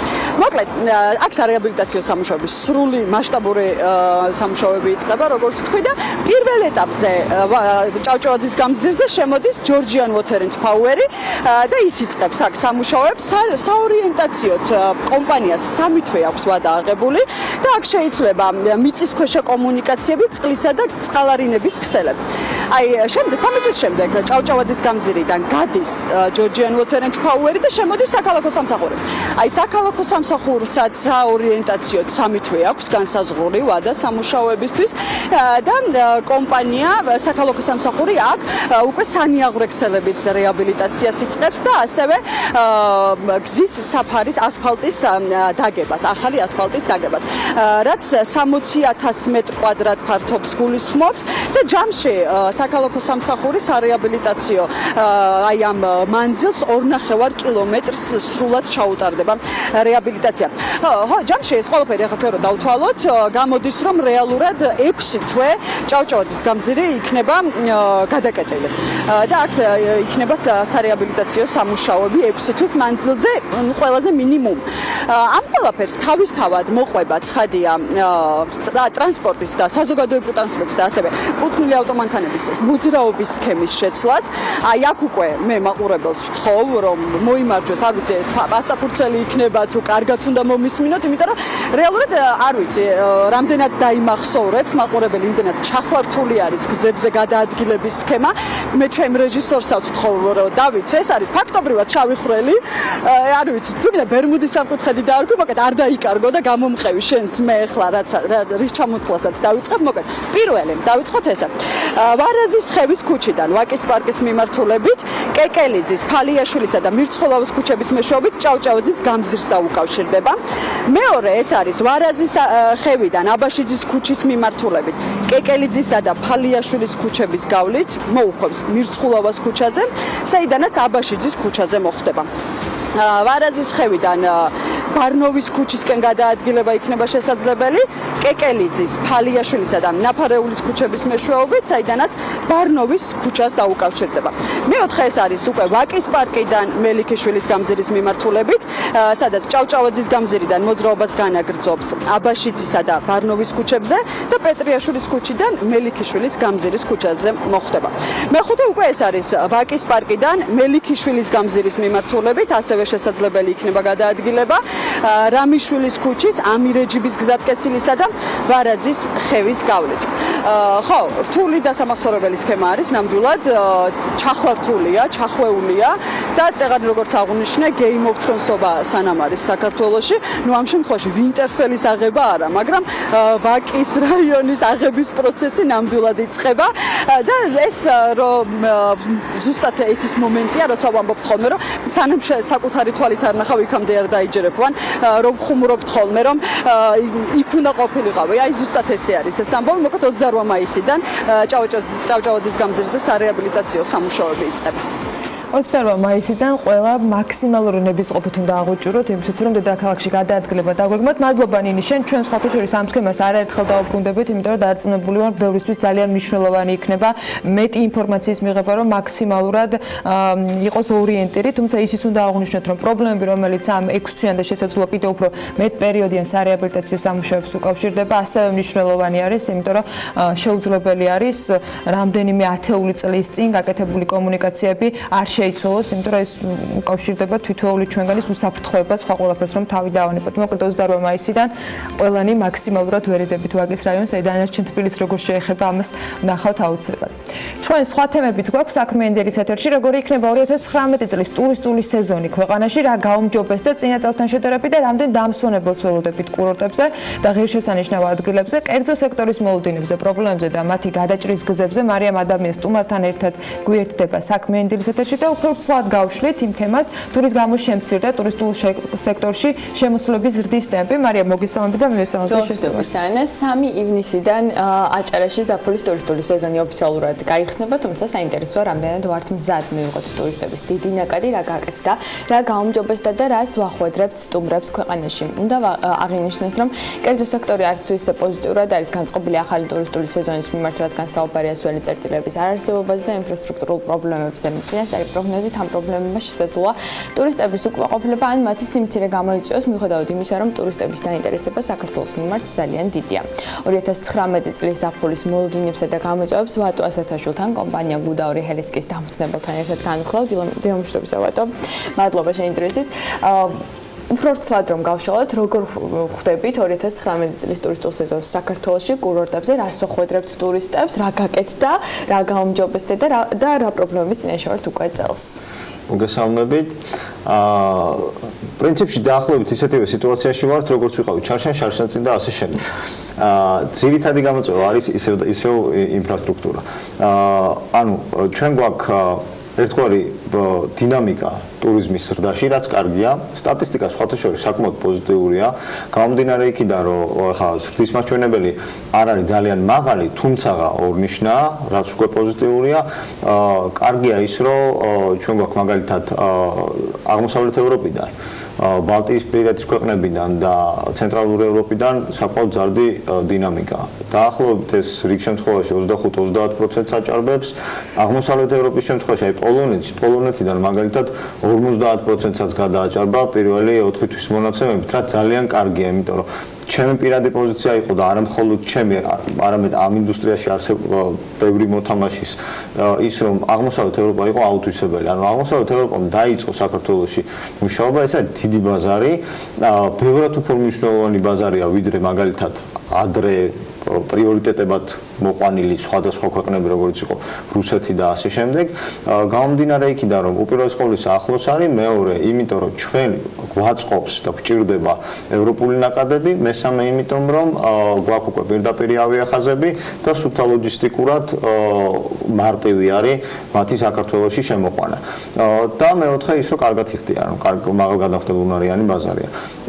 ახლა რაც შეეხება პრინციპში გამოწვევები გვაქვს როგორც გითხარით, იგივე რაც გქონდა, ძირითადად ეს არის ინფრასტრუქტურა, მეორე ეს არის ცუდი მენეჯმენტი, იმიტომ რომ ჩვენ უნდა გვესმოდეს ტურიზმის ინდუსტრიაში იმისათვის, რომ მივიღოთ შემოსავალი და გქონდეს მაღალი ნაკადები, გვაქვს ორი მიმართულებით სამუშაო, ეს არის ქვეყნის გარეთ, ქვეყნის შიგნით. ქვეყნის გარეთ ხა ბევრი რაღაც დიდი ფილოსოფია ამაში არ არის, ძალიან მარტივია, ვინც ინდუსტრიაში ჩახედულია და ხვდება, რომ ქვეყნის გარეთ მუშაობთ ორი მიმართულებით. ეს არის პირველი, ასე ვთქვათ, public-ზე, აი რასაც ადმინისტრაცია და სხვა ორგანიზაციები აკეთებენ, მაგალითად კამპანიებში მონაწილეობა, სხვადასხვა მარკეტინგული კამპანიები, მარკეტინგს რასაც ვეძახთ. და მეორე ეს არის ბიზნეს და კორპორატიული ხაზები. ანუ ბიზნეს კუთხით ვისი მოზიდვა შეგვიძლია, კორპორატიული კუთხით ვისი მოზიდვა შეგვიძლია და საერთაშორისო ურთიერთობების დონეზე, მათ შორის ქვეყნებს შორის მოლაპარაკებებით, სად შეგვიძლია რომ პროფიტი მივიღოთ, რაღაცა გავამართლოთ. ეს არის ქვეყნის გარეთ რა უნდა გავაკეთოთ. ქვეყნის შიგნით სამი მიმართულება გვაქვს ძირითადი. პირველი, ეს არის ინფრასტრუქტურა, მეორე, ეს არის სერვისები და სერვისები აერთიანებს ყველაფერს, განთავსებას, კვებას, გართობას, ტრანსპორტირებას და ასე შემდეგ. და მესამე ეს არის კომუნიკაცია, ანუ რა ენაზე, ანუ რა მეთოდით ვესაუბროთ საქართველოში ჩამოსულ ტურისტს, ან როგორ მივაწოდოთ ის ინფორმაცია, რისი მიწოდებაც გვინდა და რისი გაყიდვაც გვინდა. ანუ ფაქტიურად უხეშად რომ გადავხედოთ, აი ეს ხუთია, რაც უნდა გავაკეთოთ ქვეყანაში.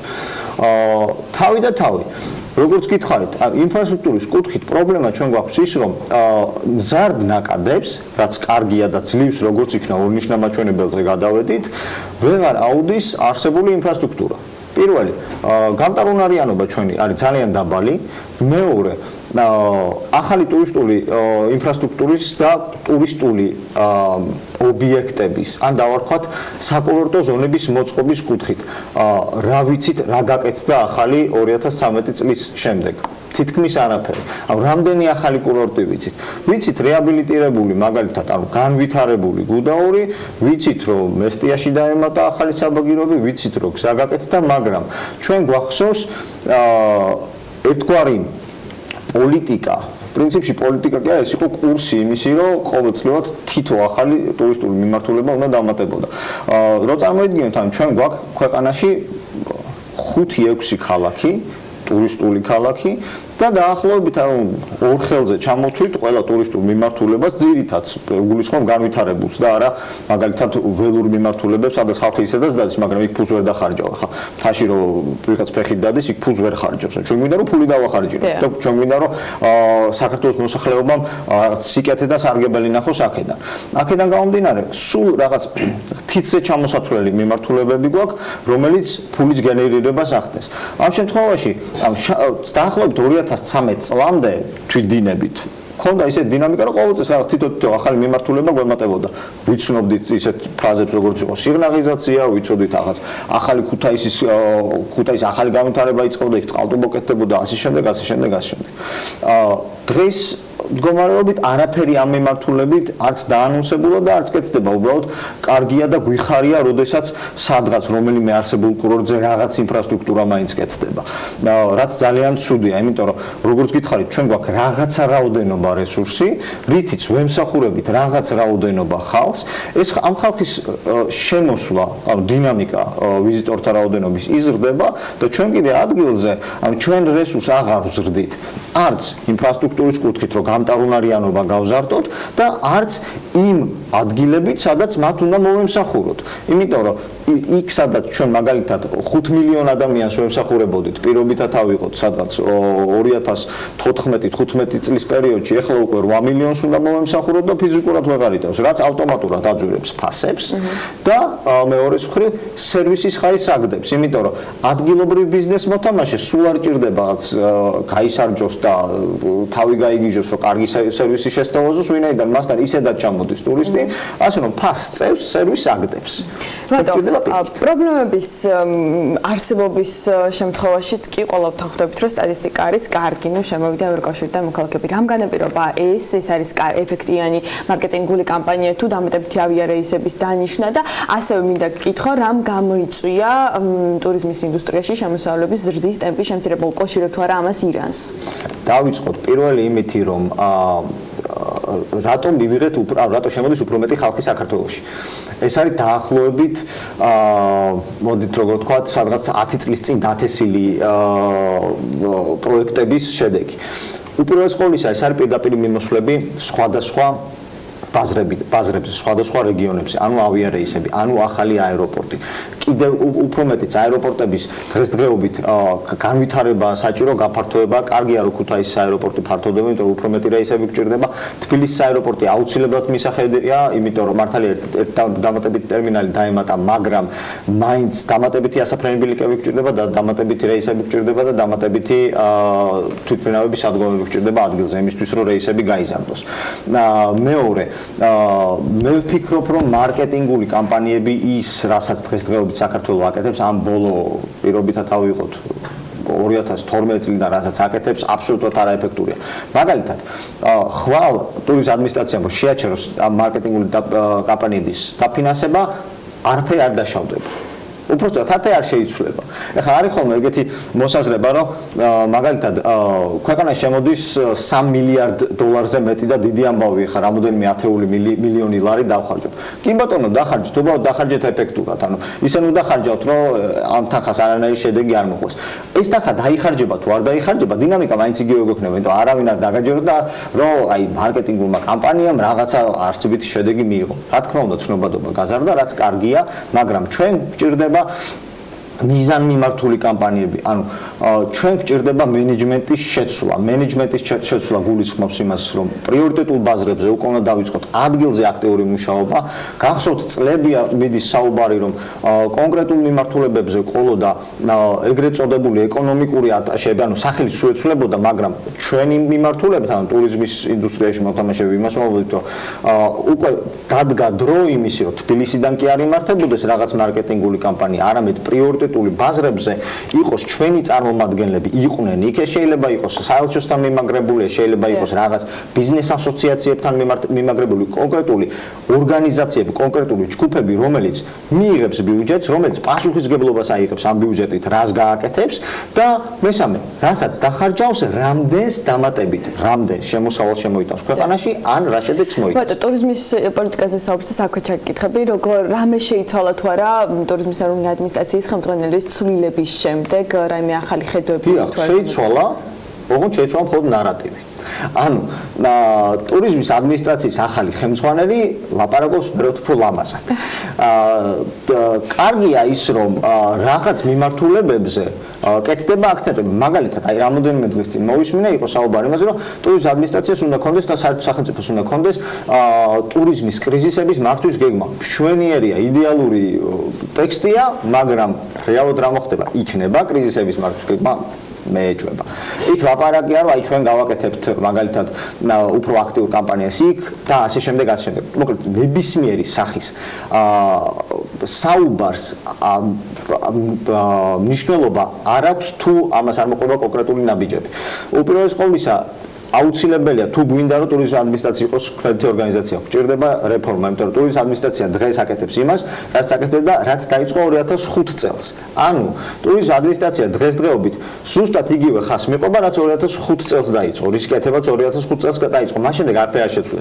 იცვლებოდა მხოლოდ სახელები და იცვლებოდა მხოლოდ ბიუჯეტის განკარგვის მეთოდები, მეტი არაფერი. ანუ ტურიზმის ადმინისტრაცია უპირველეს ყოვლისა უნდა გახდეს ქმედითი აღმასრულებელი ორგანო. მეორე ასევე ნარატივის ნაწილს შევეხები ტურიზმის ადმინისტრაციის ხელმძღვანელის განცხადება იყო თუ არ ვწდები ასევე რამოდენიმე კვირის წინ რომ მენეჯმენტი უნდა შეიცვალოს და გადავიდეს ეგრეთ წოდებული 3P-ს პრინციპზე, ანუ public private partnerships, რასაც ვეძახით, რომ სახელმწიფო უნდა გადავიდეს კერძო სექტორთან უფრო აქტიურ თანამშრომლობაზე, რომ მაგალითად ტურიზმის ადმინისტრაციის ქმედებები და არა მხოლოდ ტურიზმის ადმინისტრაციის, არამედ სახელმწიფოს გეგმარება ტურიზმის მიმართულებით იყოს როგორც სახელმწიფოს მიერ, ასევე კერძო სექტორის ჩართულობით, ანუ იყოს ერთგვარი public private ორგანიზაციები სტრუქტურულად უნდა შეიცვალოს. ამასაც ჭირდება რეფორმა, თუმცა ნარატივად დარჩა, კონკრეტულად არაფერი არ იცვლება. სამუშაო მეთოდიკიდან გამომდინარე. ახლა რო დავუბრუნდეთ უკან ისევ იმ თემას, რატო დაიკლო შემოსავლება. ერთის მხრივ ხედავთ, რომ დინამიკაში ზრდა გვაქვს, რაც კარგია, მეორის მხრივ ხედავთ, რომ შემოსავლები მე მგონი 4%-ია, ხო, თუ არ ვწდები სხვაობა წინა წელთან შედარებით. ანუ დაიკლო. ერთი მარტივი მაგალითი ასევე ციფრებშია, სტატისტიკას შეგვიძლია ვნახოთ, ბოლო 4 თვის ანგარიშით, მაგალითად ირანიდან შემოვიდა 54,000 კაცით ნაკლები, რაც უხეშად ავიღოთ 50%-იანი კლება იყო, სტატისტიკაში ჩავიხედოთ. უხეშად აღებული 54,000 კაცით ნაკლები შემოსვლა, ეს არის დაახლოებით 25 მილიონი დოლარით ნაკლები შემოსავალი ამ 4 თვის განმავლობაში ტურიზმის ინდუსტრიაში. ანუ ეს ამ შემთხვევაში არის ცალსახა ინდიკატორი იმისი, რომ შემოსავლების შემოდინებაზე უარყოფითი ეფექტი მივიღეთ. ვფიქრობ, ეს დინამიკა ირანთან მიმართებაში გაგრძელდება. მეორეს მხრივ, ამას გააკომპენსირებს აღმოსავლეთ ევროპა, იმიტომ რომ აღმოსავლეთ ევროპიდან საკმაოდ კარგი ნაკადები გვაქვს, რაც კარგია. თუმცა თუ ჩვენ არ მივხედეთ და არ დავიწყეთ ამის დღეს გეგმარება ინფრასტრუქტურას, ჩვენ ხვალდაზე გვექნება უარესი შედეგი. გახსოვთ თქვენ 2012-ში ვამბობდით, რომ გვექნებოდა ტურიზმის ინდუსტრიაში კლება და ნამდვილად 2013, 14 და 15 იყო ძალიან ცუდი წლები. სულ რო ნახოთ დინამიკაში სულ ვარდნა გვაქვს. ავტომატურად დავიწყეთ მერე უკვე მატება, ანუ დღეს როდესაც ვიძლევით გაფრთხილებებს, რომ დავიჭიროთ თადარიგი, იმიტომ რომ ხვალ, ზეგ, მაზეგ ყველა ვარიანტში გავიჭედებით. იმიტომ რომ აღარა ვართ გამტარუნარიანი და უფრო დიდი პრობლემები გვექნება, ვიდრე დღეს გვაქვს. ერთი შეხვედრით დღესდღეობით ვიძახით, რომ ტურიზმი კარგად არის, მაგრამ ყველა ვარიანტში ეს პრობლემები მოვა, თუ დღეს არ დავიჭერთ თადარიგს. ჩვენ აქამდე მივალთ. დღესდღეობით დავარქვათ ეგრეთ წოდებული ნახსენები კრიზისული გეგმა არ არსებობს, მაგრამ უნდა იყოს და პლუს ამას არის ახლა მიმართულებები, რაზეც უბრალოდ აღარ ვლაპარაკობთ.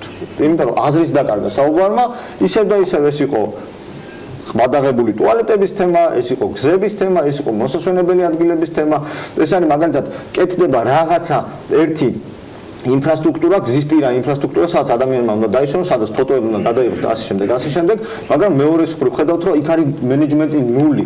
აი ხო ანანურთან რომ გაიაროთ, გული გაგისკდებათ, რა ხდება? ბაზრობად არის იქაურობა ქცეული, რაღაც 90-იანების ბაზრობას გავს, იმიტომ რომ უბრალოდ ადგილიდან და თვალი დახვიჭეს, რა ბიზნესი ადგილზე მუშაობს, დავანებოთ, როგორც არის, ისე იყოს, რაღაც წითელი იმისი რა ქვია. ლურჯი ფერის კლიონკებით არის იქაურობა შემოსილი და არის რაღაცა ყველაზე დაბალი დონის ბაზრობა, რაც კი შეიძლება იყოს. ანალოგიურად ნებისმიერ სხვა გადასახედები იქნება თუ რაღაც მოსასვენებელი ადგილები იქნება, ადგილზე გვაქვს ანტისანიტარია, არანაირი მენეჯმენტი, პარკინგები არ არის, ანუ თუ ვაკეთეთ ერთს, მივყვეთ და მივამატოთ მეორე, მესამე, მეოთხე და ჩავდოთ კერძო სექტორიც ამაში.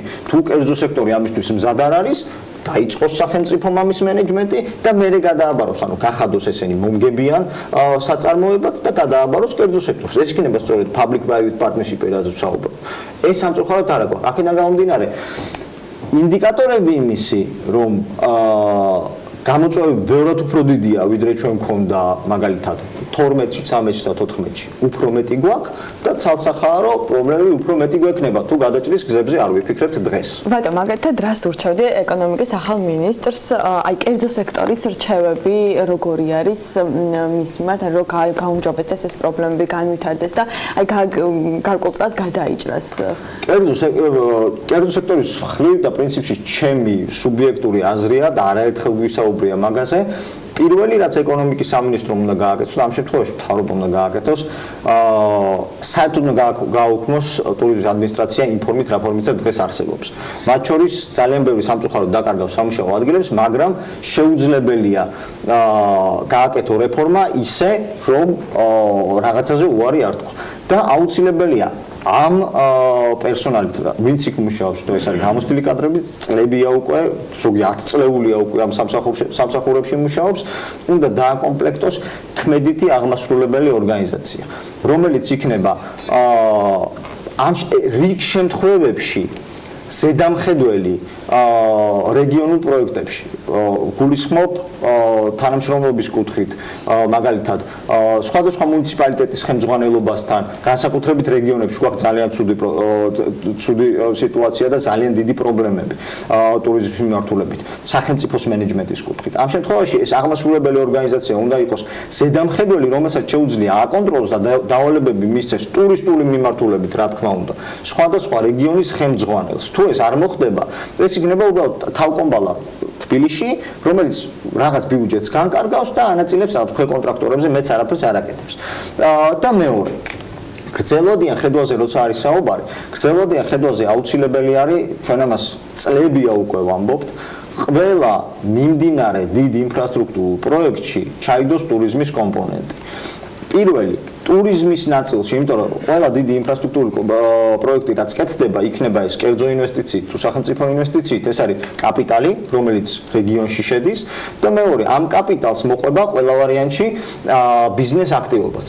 თუ თავიდანვე გეგმარების პროცესში ტურიზმის მენეჯმენტი ჩართულია, ეს იმას ნიშნავს, რომ ამის იმპლემენტაციის პერიოდში უკვე ოპტიმალურად არის დალაგებული განვითარების გეგმა, ისე რომ ტურიზმიდანაც ადგილობრივმა მოსახლეობამ მიხეიროს. ერთ-ერთი ასეთი მაგალითი არის პანკისის ხეობა, მაგალითად, იმიტომ რომ პანკისის ხეობაში ჩვენ წლებია უკვე ვმუშაობთ და პანკისის ხეობას ვიყენებთ ხოლმე სათავგადასავლო ტურიზმის მიმართულებით. და ადგილობრივ მოსახლეობაში მოლოდინი არის ძალიან დიდი. ერთ-ერთი მთავარი გათვლა კეთდება სწორედ არა სოფლის მეურნეობაზე და მეცხოველეობაზე, არამედ ტურიზმზე. იმიტომ რომ ხედავ რომ ეს არის საინტერესო და ხედავ რომ აქედან შეიძლება რაღაცა ისარგებლო. აქედან გამომდინარე, აი ეს მიმართულებებზე, როგორც მაგალითისათვის ამ შემთხვევაში პანკის ხეობა, აუცილებლად უნდა დაიგეგმოს სწორედ ესეთი ეგრეთ წოდებული საკონსულტაციო ბიზნესში ეძახიან trust building measures, ანუ ქმედებები, რომელიც ადგილობრივ მოსახლეობას დაარწმუნებს, რომ ისინი ამაში იხეირებენ და ისინი ნამდვილად იხეირებენ და მეორე, მენეჯმენტის კუთხით ეს იქნება ისე გათვლილი, რომ ამ ხალხს შემოუვა სარგებელი და ეკონომიკური მდგომარეობა რეგიონში გაუმჯობესდება. ძალიან დიდი მადლობა, ვატო, საინტერესო საუბრიც როგორც ყოველთვის. ვატო ასეთაშვილი კომპანია გუდაური ჰელსკის დამფუძნებელი იყო ჩვენთან სტუმრად და საუბრობდით თუ როგორ ხდება საქართველოს 2019 წლის ზაფხულის ტურისტულ სეზონს, რას ვახვედრებთ ტურისტებს და რა პრობლემები გვაქვს გადასაჭრელი. მადლობა მარიამ და ვატო საინტერესო საუბრისთვის. ჩვენ კი საქმიანი დილის მაყურებლისთვის კიდევ ერთი თემა და სიუჟეტი გვაქვს. 15 ბავშვი ბარისახოს პანსიონში ცხოვრობს 10 მაღაროს გარში. ისინი პირაქეთ ახევსურეთსა და ფშავის იმ სოფლებიდან არიან, საიდანაც სკოლები ძალიან შორს არის. ბავშვები პანსიონებში ორშაბათიდან პარასკევამდე ცხოვრობენ და ზოგჯერ თითოეობის გამო სოფლებში ვერც ბრუნდებიან და შაბათ-კვირასაც იქ დარჩენა უწევთ. სალომე ჭიპაშვილი ხევსურეთს თავადაც სტუმრობდა და მთისჩვილების მისწრაფებებზე, ყოველდღიურობაზე და საჭიროებებზე სიუჟეტი მოგვიმზადა. გზა ცუდია და ქვიანი, ხეობა მწვანე და კლდიანი. ეს ბარისახოა, ზღვის დონიდან 1460 მეტრზე მდებარეობს. ერთი შეხედვით არც თუ ისე შორს დაახლოებით 150 კილომეტრი აშორებს დედაქალაქს. თუმცა მკაცრი კლიმატის წყალობით მოსახლეობა ნახევარწელს მთების ტყვეობაში ატარებს.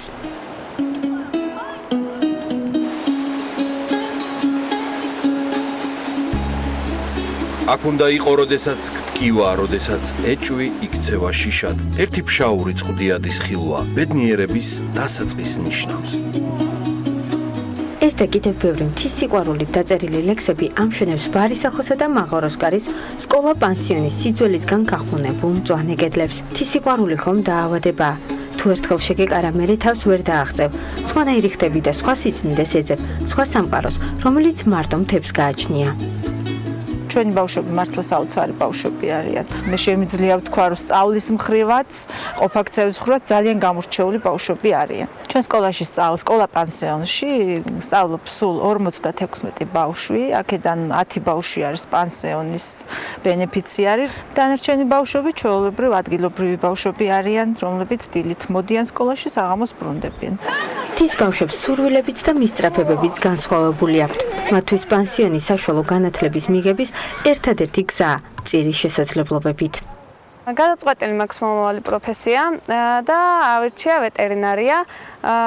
ვეტერინარია, იმიტომ რომ მყავს ბევრი ცხოველები და მაინტერესებს ცხოველების მოვლა. 9 წელია უკვე რაც პანსიონში ვარ. უფრო მეტად ისტორია, მათემატიკაც მომწონს, ინგლისური და შეძლებს დაგვარად სწავლობ ყველაფერს. პროფესია ავირჩიე მშენებლობა. ვფიქრობ, რომ შევძლებ ამ პროფესიით ცხოვრებას. ესეთი პერსპექტიული პროფესიაა. სწორედ ამიტომ თითეული მოსწავლისთვის ყველაზე მნიშვნელოვანი უწყვეტი განათლების მიწოდებაა. საქართველოს ენერგეტიკულმა კორპორაციამ გადაწყვიტა 2 სოფლის სკოლა-პანსიონებისთვის ყველა ის საჭირო ნივთი შეეძინა, რაც მთის ბავშვებს ცოდნის მისაღებად გამოადგებოდათ. წიგნები, კომპიუტერები, ლეპტოპები, საოჯახო ტექნიკა პროფესიული განათლებისთვის. ავეჯი პანსიონისთვის კორპორაციას არც პატარების სურვილი გამორჩენია. მადლობა მინდა გადაუხადო კომპანია GIG-ს, რომ ამ დიდი სიკეთის თანამონაწილე გამხადა და საქველმოქმედო აქციაში მეც ჩამრთო.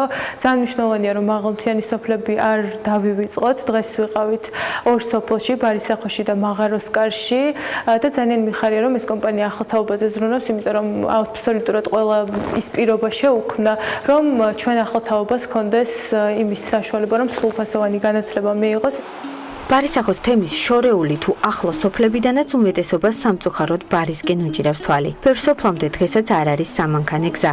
დააქაურებს 5-10 კილომეტრის ან მეტის გავლა ისევ ფეხით უხდებათ. ცხადია, ასეთ ადგილას ვეღარც მოსწავლეები რჩებიან და ვეღარც ახალგაზრდა ოჯახები.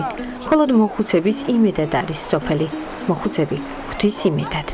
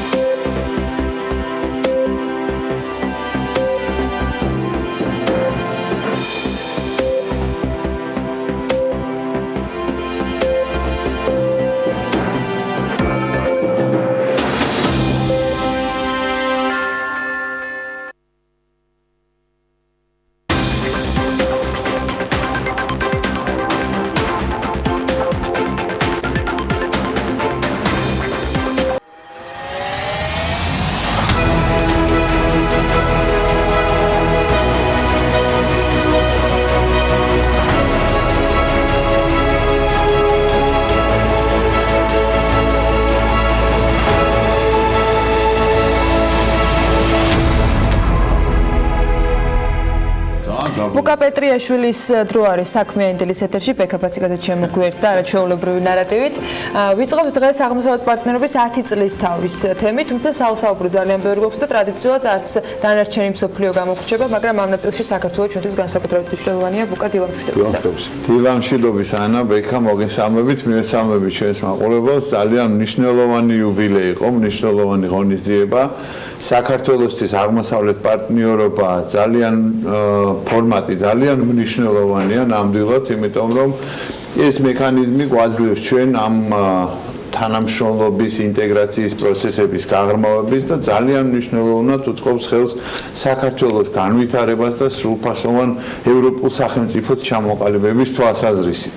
მე ერთი რაღაც მინდა ხაზგასმით აღვნიშნო ყველას საყურადღებოდ, რა თქმა უნდა, რომ ეს მიღწევა, სადაც ვართ დღეს საქართველოს ევროპასთან მიმართებაში, ევროპასთან ურთიერთობაში, არის ყველას საერთო მიღწევა, ყველას ვინც თითო აგური სხვადასხვა ეტაპზე დადო ამ საერთო საქმის ამ საერთო შედეგის მიღწევაში დღეს რითიც საფუძვლიანად და სამართლიანად ამაყობს მოქმედი ხელისუფლება, რომ არსებობს ვიზა ლიბერალიზაცია, არსებობს ასოცირების შეთანხმება, ასე არასდროს ახლოს არ ყოფილა ასე ახლოს საქართველოს ევროპასთან, ნამდვილად არის ყველა თითოეული ადამიანის, მათ შორის ამ ხელისუფლების წევრების, კონკრეტული წევრების მიღწევის დიდი შრომის და დიდი ჯაფის შედეგი. ამიტომაც მე რომ ამ მონაპოვარს ყველა განსაკუთრებულად უნდა გაუფრთხილდეს, ყველას გულისხმობ, აბსოლუტურად იქნება ეს პოლიტიკური ძალები, იქნება საზოგადოებრივი ორგანიზაციები, იქნება მედია საშუალებები და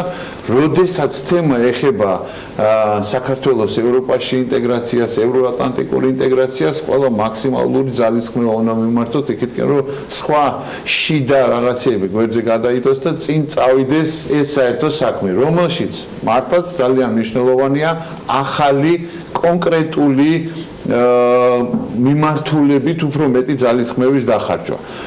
შემუშავებულია საგზაო რუკა, საგარეო საქმეთა სამინისტროს მიერ, შემუშავებული არის კონკრეტული პრინციპების დონეზე თუ როგორ უნდა ვითანამშრომლოთ, რაც უნდა მივაქციოთ განსაკუთრებული ყურადღება, მივესალმები იმას, რომ პრემიერ-მინისტრმა განაცხადა გუშინ გამართულ მაღალი დონის კონფერენციაზე, რომ საქართველოს მზად არის უკვე სექტორების მიხედვით სექტორალურ თანამშრომლობაში და ინტეგრაციულ პროცესში ჩაერთოს ევროკავშირთან.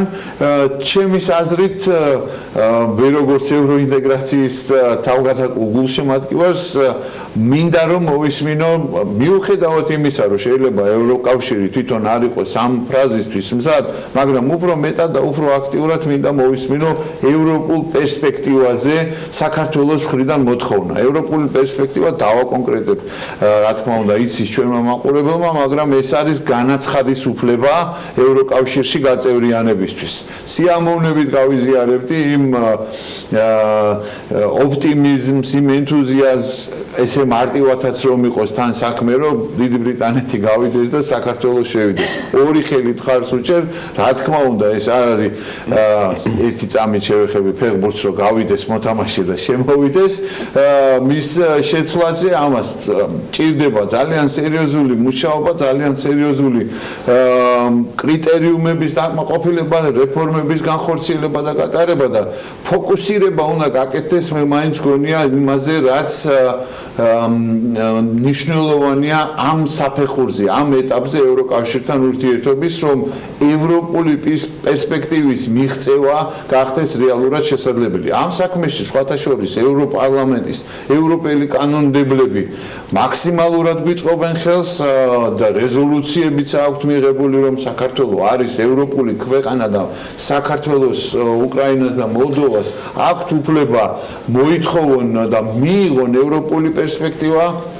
ძალიან კარგი განცხადებები გაკეთდა ამ 2 დღის განმავლობაში, რომ საქართველოს არის 100%-ით ევროპული ქვეყანა, საქართველოში არის ევროპული სკოლა დაფუძნებული და ასე შემდეგ, რა თქმა უნდა, ეს ძალიან მნიშვნელოვანია, პოზიტიურად შეფასდა რეფორმებიც, რა თქმა უნდა, მოთხოვნაც არის შესაბამისი, არის ესეთი პრინციპი ევროკავშირში, მეტი მეტისთვის, მეტს მიიღებ, მეტი რეფორმების განხორციელების პირობებში და შემთხვევაში, ამიტომ ხელისუფლებამ ძალისხმევა არ უნდა დახარჯოს და ვიმეორებ კიდევ ერთხელ, რომ ეს გზავნილი უნდა იყოს ურთიერთშეთანხმებული, რომ აი მაგალითად ყველა ფრონტით, ყველა მიმართულებით ვითხოვთ ევროპულ პერსპექტივას. უახლოეს ხანებში იქნება ევროპარლამენტის არჩევნები, მოვა ახალი პოლიტიკური ძალები, იქნება ევროკომისიაშიც შესაბამისი ცვლილებები მაღალ სახელმძღვანელო დონეზე და საჭირო არის ამ მიმართულებით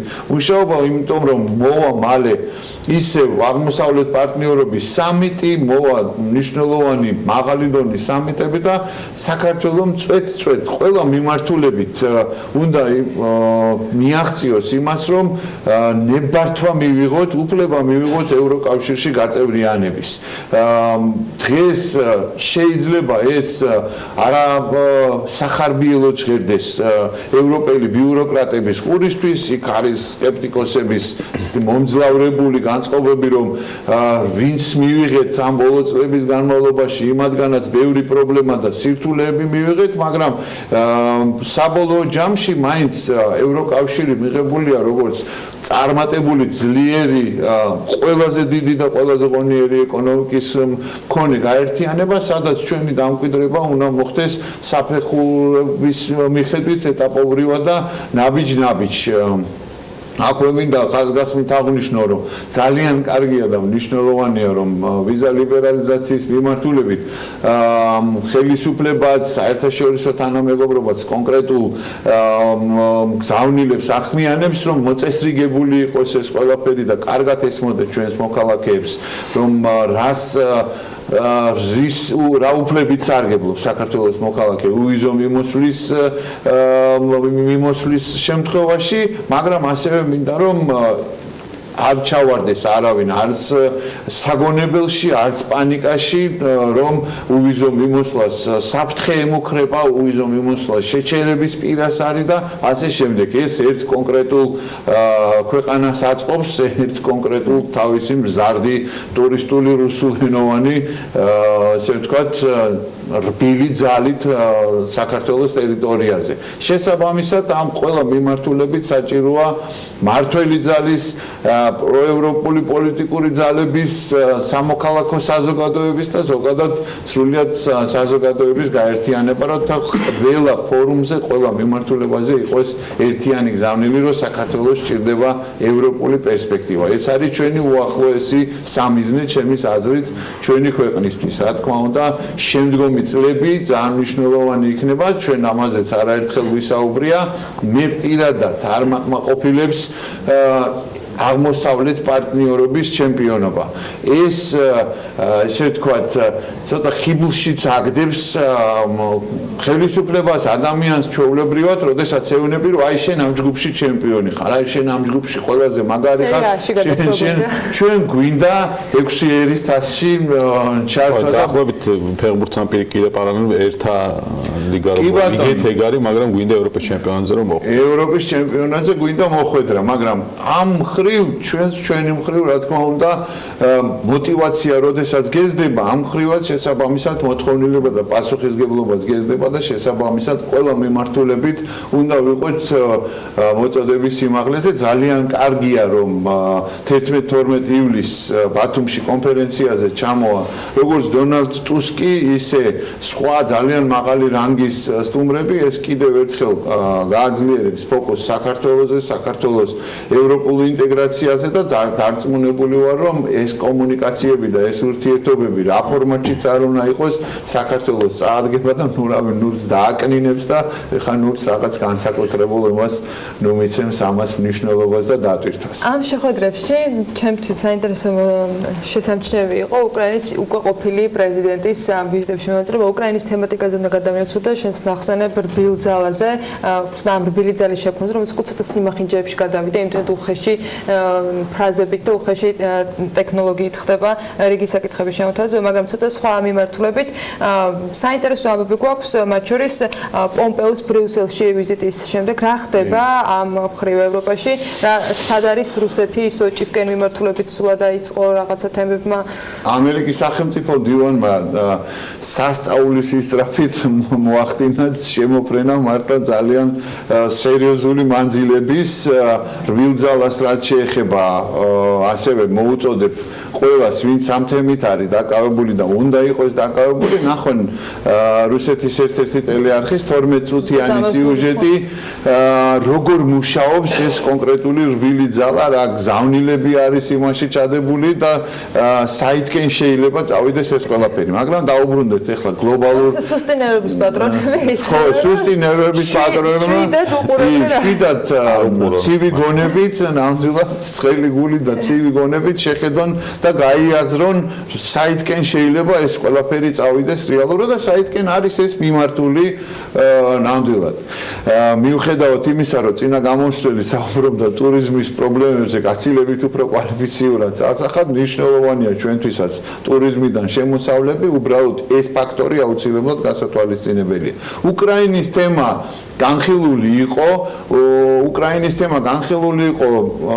ამერიკის შეერთებული შტატების სახელმწიფო მდივანსა და რუსეთის საგარეო საქმეთა მინისტრს შორის მოლაპარაკებებზე პოზიციები უცვლელი დარჩა რუსეთისგან ითხოვს ამერიკის შეერთებული შტატები უკრაინელი მეზღვაურების სამხედროების გათავისუფლებას ტყვეობაში მათ ძევლად ყავთ აყვანილი რუსებს ასევე უკრაინის ახალ ხელისუფლებასთან ურთიერთობების ნორმალიზების და ურთიერთობის დაწყობის. მე ძალიან დიდი იმედი მაქვს, რომ ამერიკის შეერთებული შტატები უკრაინასთან მიმართებაში პოზიციას არ შეიცვლის, თუმცა იმდენად ძალიან ბევრი თემა არის და კიდევ უფრო მეტად ცხელი თემებია იმდენად მოლაპარაკების მაგიდაზე განხილვისთვის რომ აქ შეიძლება რაღაც განცდაც კი დარჩეს ისეთი რომ უკრაინა შეიძლება უკანა პლანზე გადაიწიოს გახმიან და სხვათა შორის და ეს პირველი არ არის რომ შესაძლებელია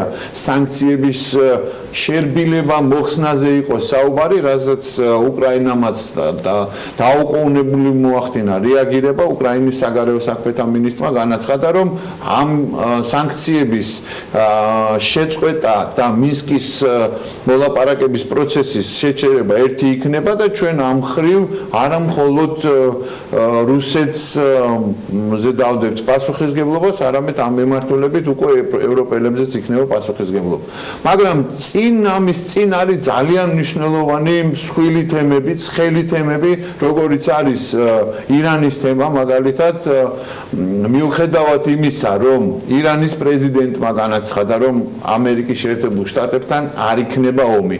ამერიკის შეერთებული შტატების მთავარმა ქორებმა, ესე ვთქვათ, სახელმწიფო მდივანმა, ეროვნული უსაფრთხოების საკითხებში პრეზიდენტის მრჩეველმა განაცხადეს, რომ ამერიკას არ სურს ირანთან ომი, მაგრამ გააჩნია იმის და მიხედვით, როგორ მოიქცევა თვითონ ირანი, რა რეაგირებები ექნება და მართლაც რა მოქმედებებს განახორციელებს ამერიკელების მიმართ ირანის ოფიციალური ხელისუფლება, ოფიციალური თეირანი. არის ექსპერტების ესეთი შეფასება, რომ ეს ცოტა ყველაფერი რაღაც 2003 წლის ერაყის სიტუაციებს აგონებს ხალხს, იმიტომ რომ მაშინაც იყო საუბარი ქიმიური იარაღის შემუშავებაზე, ეხლა არის საუბარი ბირთვული იარაღის შემუშავებაზე და საფრთხეზე ამერიკის მოქალაქეების და ამერიკელი სამხედრო მოსამსახურეების მიმართ.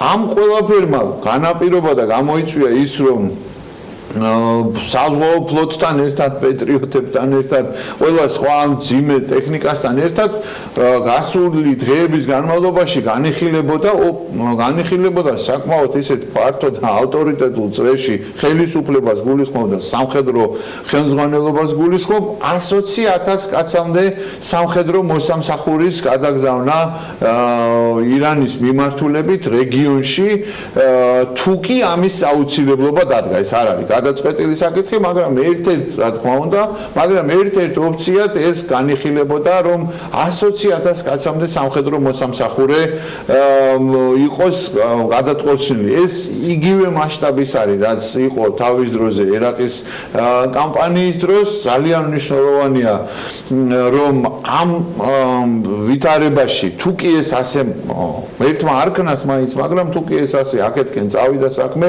ინფრასტრუქტურით უზრუნველყოფაზე საფიქრარი იქნება და გასათვალისწინებელი. ცოცხალი ძალის გადასხმაც ხო სხვა გზავნილია უკვე. ერთმნიშვნელოვნად ეგ უკვე არის უმაღლესი ხარისხის მზაობა, ტექნიკის გაგზავნა, ავიაციის გაგზავნა, საჰაერო თავდაცვის სისტემების გაგზავნა, ეს არის მაინც უფრო შემაკავებელი ფაქტორი 120,000 სამხედრო მოსამსახურის გადაგზავნას, რომელსაც რამდენიმე კვირა მაინც დაჭირდება და ძალიან სერიოზული ინფრასტრუქტურული უზრუნველყოფა, ეს არის პირდაპირი ნიშანი, რომ ემზადეთ ომისთვის.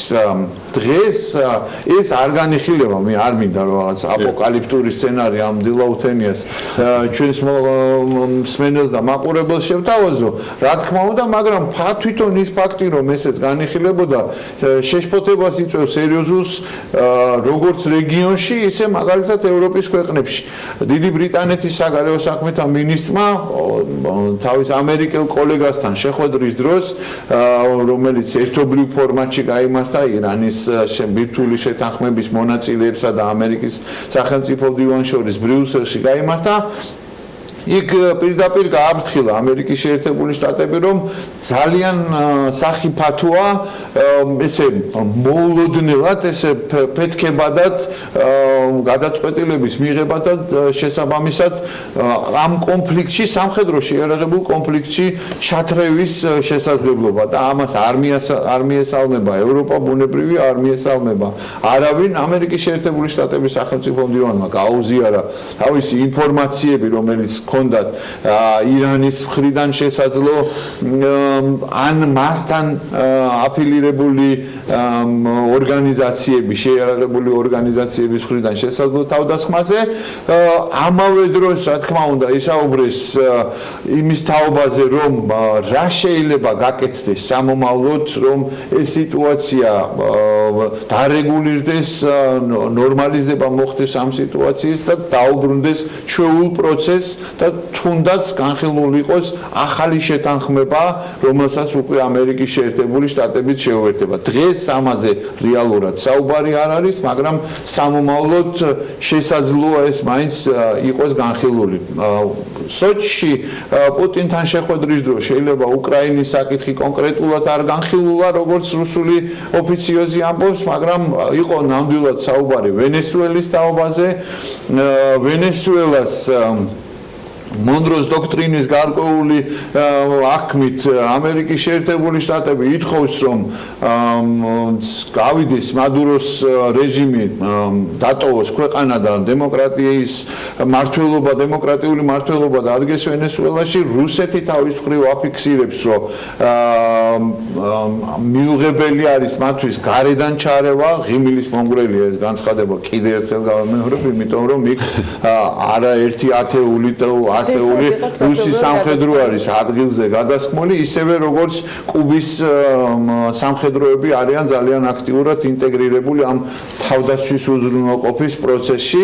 ეს საკითხის განიხილება და მნიშვნელოვანია, რომ ერთადერთი რასაც ამ ეტაპზე ვიცით, რომ შეთანხმებას მიაღწიეს, არის სირიის მიმართულებით თანხმობას და ამიდან უნდა დამეწყო აქედან ალბათ ყველაზე მთავარი, რაზეც შეთანხმდნენ, არის ის, რომ ივნისის თვეში დიდი ოცეულის ფორმატში მოხდება ამერიკის შეერთებული შტატების და რუსეთის პრეზიდენტების შეხვედრა.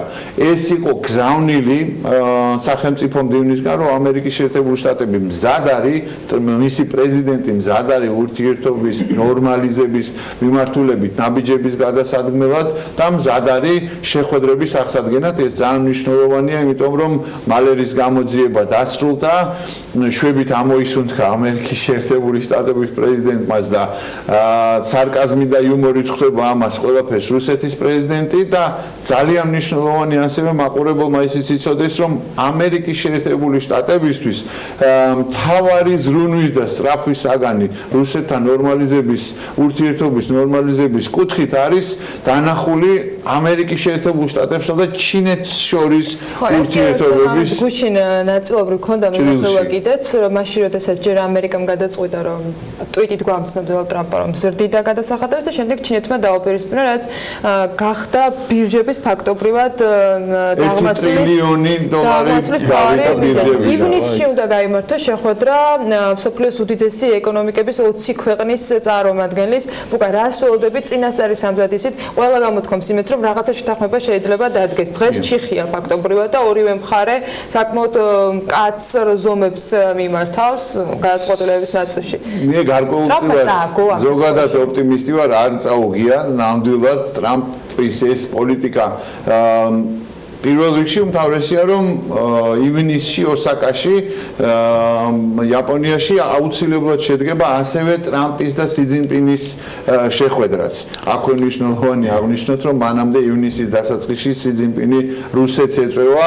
აქვე მნიშვნელოვანია იმის აღნიშნვაც, რომ პომპეოს ვიზიტამდე სოჩში იყო ჩასული ჩინეთის საგარეო საქმეთა მინისტრი და ეს ყველაფერი არის შეფუთული როგორც სრულად ახალ ეტაპზე რუსეთსა და ჩინეთს შორის ურთიერთობების გადასვლა.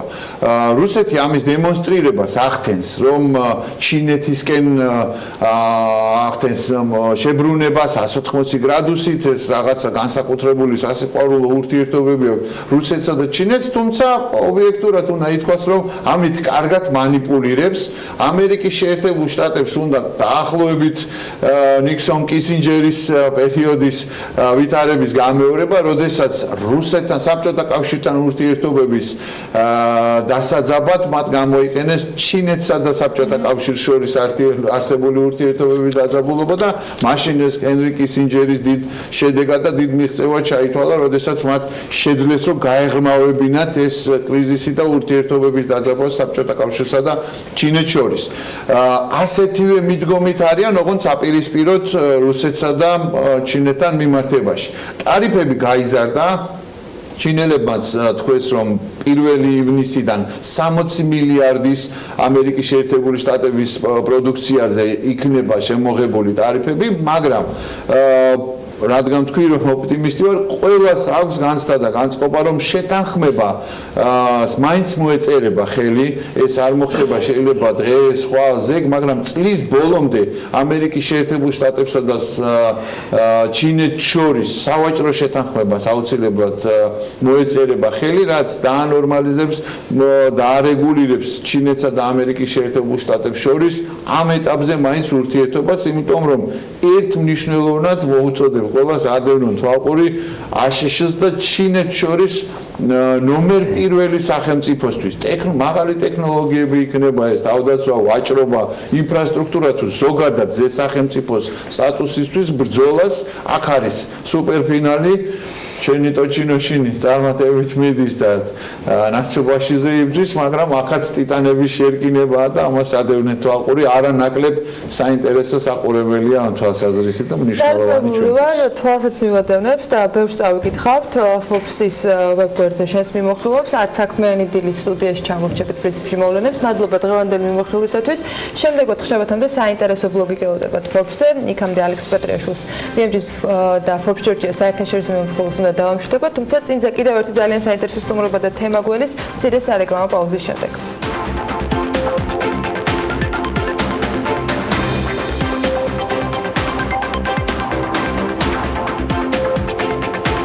სადაზღვევო ბაზარზე სიახლეა ბრენდი TBC დაზღვევა, რომელიც ბაზარზე 2017 წლიდან გაჩნდა, ჯანმრთელობის დაზღვევას იწყებს. გეგმები ამბიციურია, კვალიფიცირებად მომზადებული სერვისი და ხარისხი, რომელიც კონკურენტებისათვის საფიქრალი გახდება. ასე გაგვეცნო გუშინ კომპანიის ახალი შეთავაზება, რომელზეც დეტალები თათია ჩაგრიჩეძე მოიკითხა. ისე როგორც ჯანმრთელობის დაზღვევის დროს შეცდომები არ მოსულა. ამ განაცხადით TBC-ის დაზღვევა უკვე ჯანმრთელობას აზღვევს და მომხმარებელს მაღალი ხარისხის მომსახურებას თავაზობს. დაზღვეულებისთვის ხარისხიანი სამედიცინო მომსახურების მიწოდების მიზნით TBC დაზღვევა აქცენტს გრძელვადიან თანამშრომლობაზე აკეთებს როგორც დაზღვეულებთან, ასევე მათ ორგანიზაციებთან და პროვაიდერ სამედიცინო დაწესებულებებთან. ჩვენს მიერ არის შერჩეული 200-ზე მეტი პროვაიდერი, რომელთანაც ჩვენი მოთხოვნები წავაყენეთ და ვფიქრობ, რომ ვინც ამ მოთხოვნებს შეასრულებს, მათთან ერთად ვიმთანამშრომლებთ გრძელვადიანად. გრძელვადიანი თანამშრომლობა გულისხმობს როგორც მათთან საინვესტიციო პლატფორმების შექმნას და ჩვენ აქ მზად ვართ, რომ გარკვეულწილად დავეხმაროთ მაღალი ხარისხის მომსახურებისათვის საჭირო ინვესტიციებშიც. აქედან დაწყებული, დამთავრებული ონლაინ და დიჯიტალი სისტემების შემოღებით, რომელიც ძალიან კრიტიკულად მნიშვნელოვანია ახლა, იმიტომ რომ ადამიანებს დრო არ გააჩნიათ. TBC-ის ხელწერა დაეტყობა აქ, აუცილებლად ამას პირდებით ბაზარს, თითოეულ ინდივიდს, თითოეულ დამსაქმებელს. სტრატეგიულ პარტნიორ კომპანიებს შორის არიან ისეთი სამედიცინო დაწესებულებები, რომლებიც გამოცდილებით, მაღალი კვალიფიკაციის პერსონალით, ასევე უახლესი აპარატურითა და ინფრასტრუქტურით გამოირჩევიან. მათ შორის არის ქართულ-ამერიკული კლინიკა და მედიკორი. მთავარი აქცენტი მათი მხრიდან მომხმარებელზე მორგებული სწრაფი და მარტივი, მაღალი ხარისხის სერვისების მიწოდებაზე გაკეთდა. ძალიან მნიშვნელოვანია ჩაწერების თემა, ძალიან მნიშვნელოვანია პაციენტის დროული მომსახურება, ლოდინი რომ მინიმუმამდე იქნეს დაყვანილი და ამ მიმართულებით თანამედროვე ტექნოლოგიების ჩართვა არის ძალიან მნიშვნელოვანი, რომელიც ვფიქრობთ, რომ TBC დაზღვევა გვთავაზობს ახალ ინოვაციურ მიდგომებს და ეს არის ძალიან მნიშვნელოვანი და ვფიქრობთ, რომ ეს შესრულდება და ერთ-ერთი საუკეთესო სადაზღვევო კომპანია იქნება ჯანმრთელობის მიმართულებითაც. TBC-ის ჯანმრთელობის დაზღვევით სარგებლობა შეუძლიათ ორგანიზაციების თანამშრომლებს გამარტივებული პროცესით, რისთვისაც სპეციალური ვებ-პლატფორმა სულ მალე ამოქმედდება. რაც შეეხება ანაზღაურების პირობებს, მომხმარებელს ანაზღაურების მიღება TBC დაზღვევის სერვის ცენტრებსა და ონლაინ ვებგვერდის საშუალებით შეეძლებათ. ერთ-ერთი მთავარი უპირატესობა, რაც ჩვენ სერვისებს გამოარჩევს, იქნება მომსახურების მიღების სიმარტივე და სისწრაფე. ამის ნათელი მაგალითი არის ივნისიდან ვუშვებთ ვებ აპლიკაციას, რომლის საშუალებითაც ჩვენს დაზღვეულებს რამდენიმე წუთში შეეძლებათ სამედიცინო ანაზღაურების მიღება და თუ ზოგადად პრაქტიკა არის, რომ კონკრეტულ თანხამდე ხდება სამედიცინო ანაზღაურების მიღება ონლაინ და თანხის ზევით საჭირო არის სერვის მომსახურების ადგილას მისვლა, ჩვენთან ასეთი თანხობრივი ლიმიტი არ არსებობს. 500 ლარამდე თანხის ანაზღაურება მოხდება ონლაინ იმავე სამუშაო დღეს, ხოლო 500 ლარს ზევით მაქსიმუმ 3 დღეში. კარგი, უკეთესი, საუკეთესო, საუცხოო და განსაკუთრებული. TBC დაზღვევა მომხმარებელს 5 ნაკრებს თავაზობს. სადაზღვევო ნაკრების მინიმალური ფასი 28 ლარია. 2019 წლიდან TBC დაზღვევას TBC ჯგუფის წამყვანი მენეჯერი პატა ღაძაძე მართავს. მან ბანკის პირველი მოადგილის და დირექტორთა საბჭოს წევრის პოსტი TBC დაზღვევის გენერალურ დირექტორად გადმოსვლისას დატოვა და მაშინ თქვა, რომ 2018 ციფრული ტექნოლოგიების წლის შემდეგ ჯანმრთელობის დაზღვევა წლის მთავარი პროდუქტი გახდებოდა, თუმცა რა მოსვლა და რა არა, ამას მომხმარებელი ნენლა თავადაც შეიტყობს. იქამდე რას თავაზობს კომპანია, ამას პატა ღაძაძე TBC დაზღვევის გენერალური დირექტორი გვეტყვის საქმიანი დილის ეთერში. მოგესალმებით და მადლობა ამის მადლობა იმისთვის კიდევ რომ გვაქვს შესაძლებლობა ამ ახალ პროდუქტზე ვისაუბროთ ეთერში. კომპანია, რომელიც 2017 წლიდან აქტიური არის ბაზარზე, ახალ პროდუქტს ამატებს. რატომ გადაწყდა დღეს ჯანმრთელობის დაზღვევის პაკეტის შეთავაზება მომხმარებლისათვის? რეალურად ყველაზე დიდი ინტერესი სადაზღვევო ბაზარზე მომხმარებლების მხრიდან ამ ნაწილში არის და თქვენ ახლა ერთვებით. რატომ 2019 წლის გაზაფხულს? დიახ, გეტყვით აუცილებლად. ერთი მინდა თქვა, რომ ამ 2 წელიწად ნახევრის განმავლობაში TBC ბანკმა უკვე მოიპოვა, TBC დაზღვევამ უკვე მოიპოვა ლიდერის პოზიციები არასამედიცინო დაზღვევის ნაწილში. შეიძლება ითქვას, რომ ნომერ პირველები ვართ ბაზრის წილით საცალო დაზღვევის ნაწილში, მათ შორის განსაკუთრებულად ავტოდაზღვევის ნაწილშიც. ასევე სიცოცხლის დაზღვევის ნაწილში და ასე შემდეგ.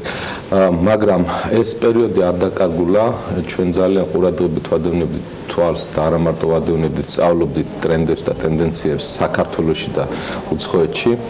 TBC ჯგუფისთვის ზოგადად დამახასიათებელია ფუნდამენტალურად შესწავლა და ანალიზი სტრატეგიული მიმართულებების. სამედიცინო დაზღვევა არ არის ერთი პროდუქტი, რომ ესე ვთქვათ, სწრაფად გაუშვა. სამედიცინო დაზღვევა არის ძალიან კომპლექსური, რთული, არა მარტო ჩემი აზრით, არამედ აღიარებული არის, რომ ეს არის მრავალ წახნაგოვანი მიმართულება, ჩართული არის დამსაქმებელი, დასაქმებული, სადაზღვეო კომპანია, პროვაიდერები, რეგულატორი ძალიან აქტიურად ჩართული არის, იმიტომ რომ სამედიცინო სფერო ზოგადად და მათ შორის სამედიცინო დაზღვევა ძალიან ბევრ რეგულაციებს უკავშირდება. და ყველა ამ კომპლექსურად ამ თემის თითოეულ მიმართულებას შევხედეთ, სად არის გამოწვევები, დღეს რეალური პრობლემატიკა, სირთულეები, მოცემულობები, გადაულახავი და გადალახვადი. საითმიდის მსოფლიო, განვითარებული მსოფლიო, კერძოდ განსაკუთრებით მაინც ევროპული მაგალითები, აღმოსავლეთ ევროპისა და დასავლეთ ევროპის მაგალითები, რა მოლოდინები აქვს სახელმწიფოს, ასე ვთქვათ, რეგულაციების კუთხითაც, ეს ძალიან ვრცელი სამუშაო ჩატარდა იმისათვის, რომ რაღაც კონკრეტული განსხვავებული ხელწერა დაგვეწყო ამ სტრატეგიული მიმართულებისათვის.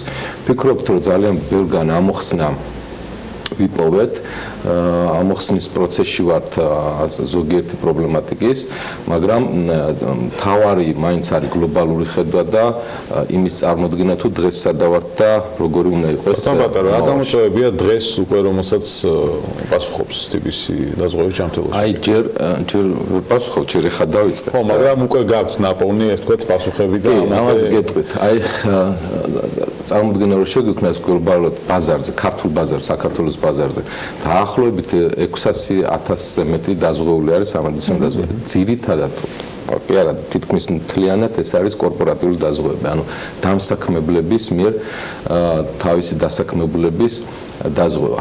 აქედან დაახლოებით ნახევარზე ოდნავ ნაკლები არის კერძო სექტორის.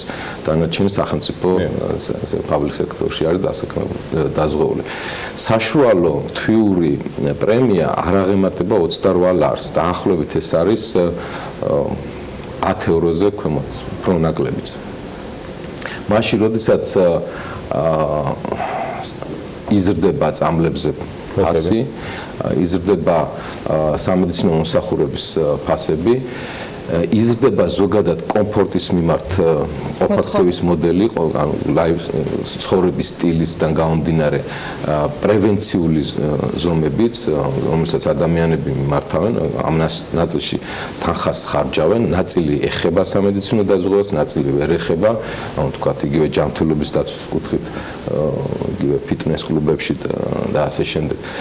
ეს ნაწილი არ ეხება, ნაწილი შეიძლება შეეხოს და ჯამში რო შეხედოთ, ჯერ ერთი ისედაც ცოტა არის დაზღვეული მთელი მოსახლეობის. მე აქედან მისი ნახევარი არის კერძო სექტორში და ეს ნახევარი საშუალოდ იხდის მხოლოდ დაახლოებით 9-ჯერ ნაკლებს, ვიდრე ევროპაში ევროპული საერთოდ. ამასთან ერთად არ უნდა გვავიწყდეს, რომ რა თქმა უნდა მოქმედებს საყოველთაო დაზღვევის პირველი შრე, რომელსაც სახელმწიფო ბიუჯეტით აფინანსებს და გარკვეულწილად ამან შეცვალა თამაშის წესები სამედიცინო დაზღვევის ნაწილში. მე ცოტა სკეპტიკურად ვიყავი და დღემდეც ვარ ამ საყოველთაო დაზღვევის ნაწილში მაკროეკონომიკურად თუ შევხედოთ აქ დიდი ცვლილებები უნდა განიცადოს ამან, იმიტომ რომ ბიუჯეტზე ყოფნა ეს მზარდი მოთხოვნებია. სექტორს პრობლემას უქმნის, კონკურენციას უზრდის, ანუ ახალისებს თუ უფრო მეტად შეზღუდულს ხდის. აი ამ ნაწილში რა საყოველთაო დაზღვევის.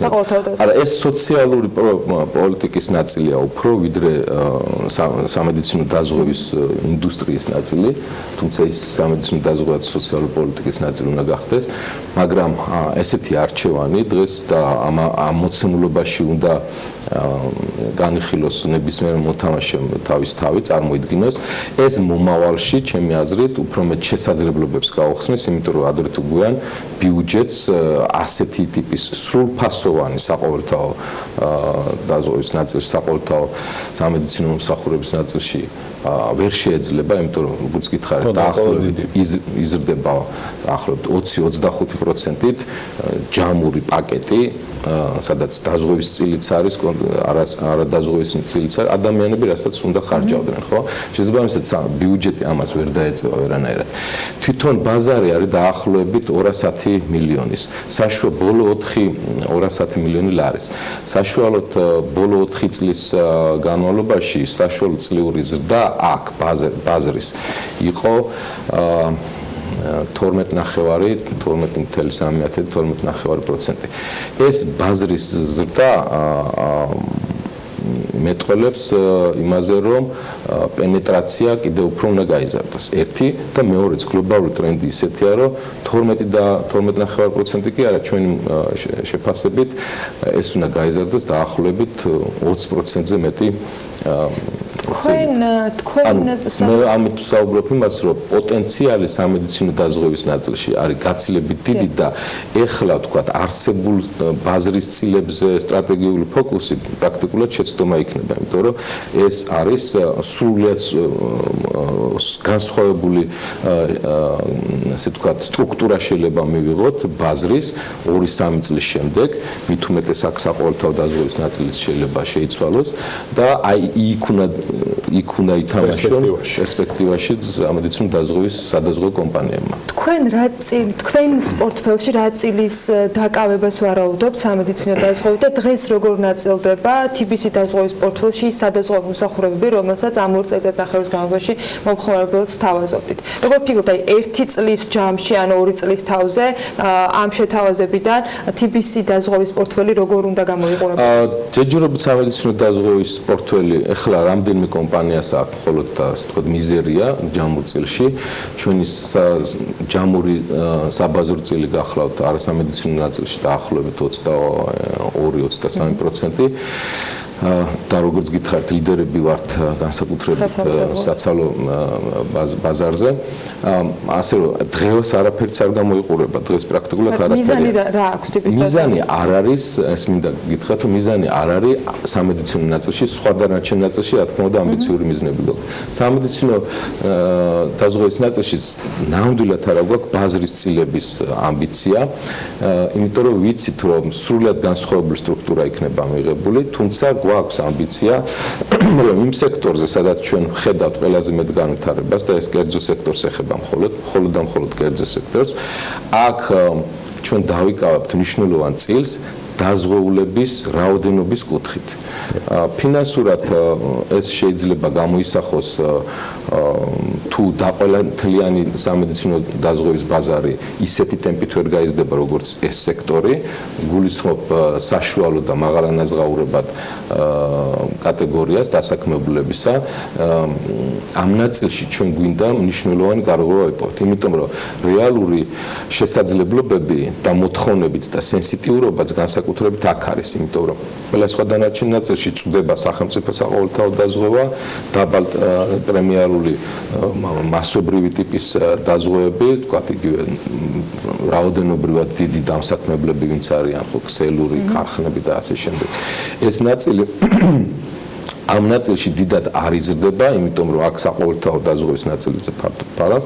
ამიტომ ჩვენი აზრით ჩვენ გავხდებით, უბრალოდ ესეთი ამბიცია გვაქვს, რომ იმ კლასში, სადაც კერძო დამსაქმებლები არიან, კერძო კომპანიები და განსაკუთრებით კი საშუალო ზომის კომპანიები, სადაც საშუალო ანაზღაურება საკმარისად ადეკვატურია, რომ დანაზოგები და ასეთი ტიპის დანახარჯები განახორციელოს დამსაქმებელმაც და დასაქმებულაც ან ცალკე ან ორივე ერთად, აქ დავიკავებთ ცალსახად ლიდერ პოზიციებს რაოდენობის კუთხითაც და რა თქმა უნდა ეს აისახება ბატონო ბატა, გუშინ თქვენ პრეზენტაციაზე ესეთი რამე ახსენეთ, რომ თქვენ არ გაქვთ ასე ვთქვათ ბიზნეს ინტერესები, თქვენ გაქვთ ინტერესი, რომ მომხმარებელმა მიიღოს ხარისხიანი მომსახურება. და ახსენეთ, რომ არ გაქვთ ასე ვთქვათ ინტერესთა კონფლიქტიც არ ფლობთ, თიბის დაზღვევა არ ფლობს სამეცნიერო დაწესებულებას და ამავდროულად. დღეს ფიქრობთ, რომ ეს არის პრობლემა ამ სექტორში, ან ხვალ შეიძლება გახდეს პრობლემა თქვენ ევროპულ გამოცდილებაზე საუბრობენ, მათ შორის ალბათ დაიცმება კითხვა, რომ თვითონ TBC დაზღვევა TBC ჯგუფის არა ბანკის შვილობილი, არამედ TBC ჯგუფის შვილობილია და ბანკთან მიმართებაში რამდენად კონფლიქტურად გამოიყურება, ამაზე ძალიან ბევრი. რა თქმა უნდა, ეს კონკურენტები აღიქვამენ ამას დისკრიმინაციულად, თუმცა ამაში ვერანაირ დისკრიმინაციას ვერ ხედავ, იმიტომ რომ გახსნილია მთავარია მომხმარებელს კონდეს არჩევანის თავისუფლება, რაც არსებობს, მთავარი არ იყოს კარტელური გარიგება და მთავარია სადაზღვევო კომპანიებსა და მეორე კონტრაგენტს შორის, ამ შემთხვევაში თუნდაც კომერციული ბანკს თუ საუბრობთ, არ იყოს ბიზნეს ინტერესთა კონფლიქტი. ბიზნეს ინტერესთა კონფლიქტი არის სწორედ იქ ნაწილში, სადაც ფასი, ერთიანი ფასის, ასე ვთქვათ, გაშლა, უბრალოდ გაყოფა ხდება ორ ბიზნეს სტრუქტურას შორის. მაგალითისთვის რო გითხრათ, სადაზღვევო პრემიების დაახლოებით 1/13 მოდის წამლების ანაზღაურებაზე. 32-35%. დაახლოებით მაგაზე მეტი 40%-ამდე მოდის ამბულატორიულ მომსახურებამდე. ანუ შინაარსობრივად რო თქვა, სადაზღვევო კომპანია, რომელიც ფლობს აფთიაქს ან საავადმყოფოს ან პირიქით შეიძლება ორივეს ერთად. ან პირიქით აფთიაქების ფლობენ მას. ამ შემთხვევაში ბიზნეს ინტერესთა კონფლიქტია, იმიტომ რომ ფასის სტრუქტურა და მარჟა სად გადანაწილდება აშკარაა. ჩვენ ამაზე უარი ვთქვით და ეს იმიტომ კი არ ვთქვით, რომ უარი რომ რაღაც რეგულაციებში მე მოლოდინი იქნება. არა, არამედ ბიზნესისთვის ეს არის დამანგრეველი ინტერესთა კონფლიქტი და მიუხედავად იმისა, რომ შეიძლება კანონმდებლობრივად რაღაც შეიცვალოს, ჩვენ ამის ინიციატორი მაინც არ ვიქნებით, იმიტომ რომ ერთის მხრივ ჩემი აზრით ჩვენს ტიპის სადაზღვევო კომპანიას უნდა უხაროდეს კიდევაც, რომ სხვა სადაზღვევო კომპანია, რომელიც ესე ფლობს, მიჯაჭვული არის ამასთან, ბიზნეს ინტერესთა კონფლიქტი აქვს და ასე შემდეგ და მისი განვითარების პერსპექტივა შეზღუდული. პროვაიდერებს 200-მდე კლინიკასთან მიტის მოლაპარაკება, როგორც გუშინ იყო ნახსენები და კონკრეტული კრიტერიუმი, ვინც დააკმაყოფილებს კრიტერიუმებს, ასე იყო თქვენ გუშინ პრეზენტაციაზე. რაში მდგომარეობს ეს კრიტერიუმი, რა უნდა იყოს მთავარი, რითიც TBC დაზღვევა არჩევს პარტნიორებს? ზოგადად საუბრობდი, რომ სწორედ ერთ-ერთი ყველაზე დიდი პრობლემატიკა მოდის პროვაიდერებთან ურთიერთობის ნაწილში. პროვაიდერებთან დასაქმებელს თავისთავად არ აქვს კავშირი. პროვაიდერებთან აქვს კავშირი უკვე დაზღვეულს და სადაზღვევო კომპანიას. აი სწორედ დაზღვეულსა და პროვაიდერს შორის, ანუ კლინიკას შორის ურთიერთობის მომსახურების ხარისხიდან იწყება უკმაყოფილება, ანკმაყოფილება სადაზღვევო კომპანიის მიმართ. ანუ ირიბად ეს გადმოდის და ძალიან მნიშვნელოვანია, რომ სადაზღვევო კომპანიებს კონდეს მოთხოვნების სტანდარტების მიხედვით ერთი და დროული გადახდის სისტემა. დღეს ელემენტარულები არ სრულდება. ანუ ჩვენ რასაც ვაკვირდებოდით, აქ ერთ-ერთი გამოწვევა არის, რომ კლინიკები დროულად ვერ იღებენ თანხებს სადაზღვევო კომპანიებისგან. 2-თვიანი, 3-თვიანი დაგვიანება არის ტრადიცია, არის 6-თვიანი, 1-წლიანი დაგვიანებები, იქ რაღაცა არ ვიცი რის გამო, დაგვიანებების გამო კონტრაგენტი ანუ კლინიკა იწყებს ან ფასის გაძვირებას, ან ხარისხის შემცირებას და ასე შემდეგ. ეს მერე აისახება დაზღვეულზე, დაზღვეულიდან უკმაყოფილება სადაზღვევო კომპანიის მხრიდან და ასე შემდეგ. კლინიკების შემთხვევაში, როდესაც ჩაწერის სისტემაში ხდება დროის გადაცილება, არადისციპლინურად ხდება რეალურად მართვა მთელი პროცესი, როცა ჩვენ გვიწევს. აი ამაზე ვსაუბრობთ. ელემენტარულად მოხდეს გამჭვირვალე სისტემის დანერგვა და ჩვენ ამას გავაკეთებთ კლინიკებთან მიმართებაში. გამჭვირვალობა ნიშნავს, რომ რა მომსახურება იქნა გაწეული, რა ფასებად, რამდენად ალტერნატივები იყო შესაძლებელი გამოყენებული და სხვანაირად მოხდა. იცით რა დამატებითი წამლების დანიშნა, როცა საჭირო არ არის, დამატებითი რაღაცა დანიშნულებების, რომელიც თავი გაამართლოს და გააძვიროს მომსახურება, ესეთი ძალიან გავრცელებული ტრენდია. ჩემი აზრით ეს ბაზრის სიმახინჯია. ამ შემთხვევაში ჩვენ ეგეთ მოთხოვნებს დავაყენებთ. სამაგიეროდ ვთავაზობთ როგორც კლინიკებს და პროვაიდერებს, ვთავაზობთ როგორც ოპერატულ ყისიერი ანაზღაურებას, სადაც მათ აღარ დაჭირდებათ იმ პერიოდში ან ბანკის ცესხით შეივსონ თავის ხარჯები ან ინვესტიციების შესაძლებლობები გაეზარდოთ და ასე შემდეგ, ეს ამ პრობლემებს მოუხსნით.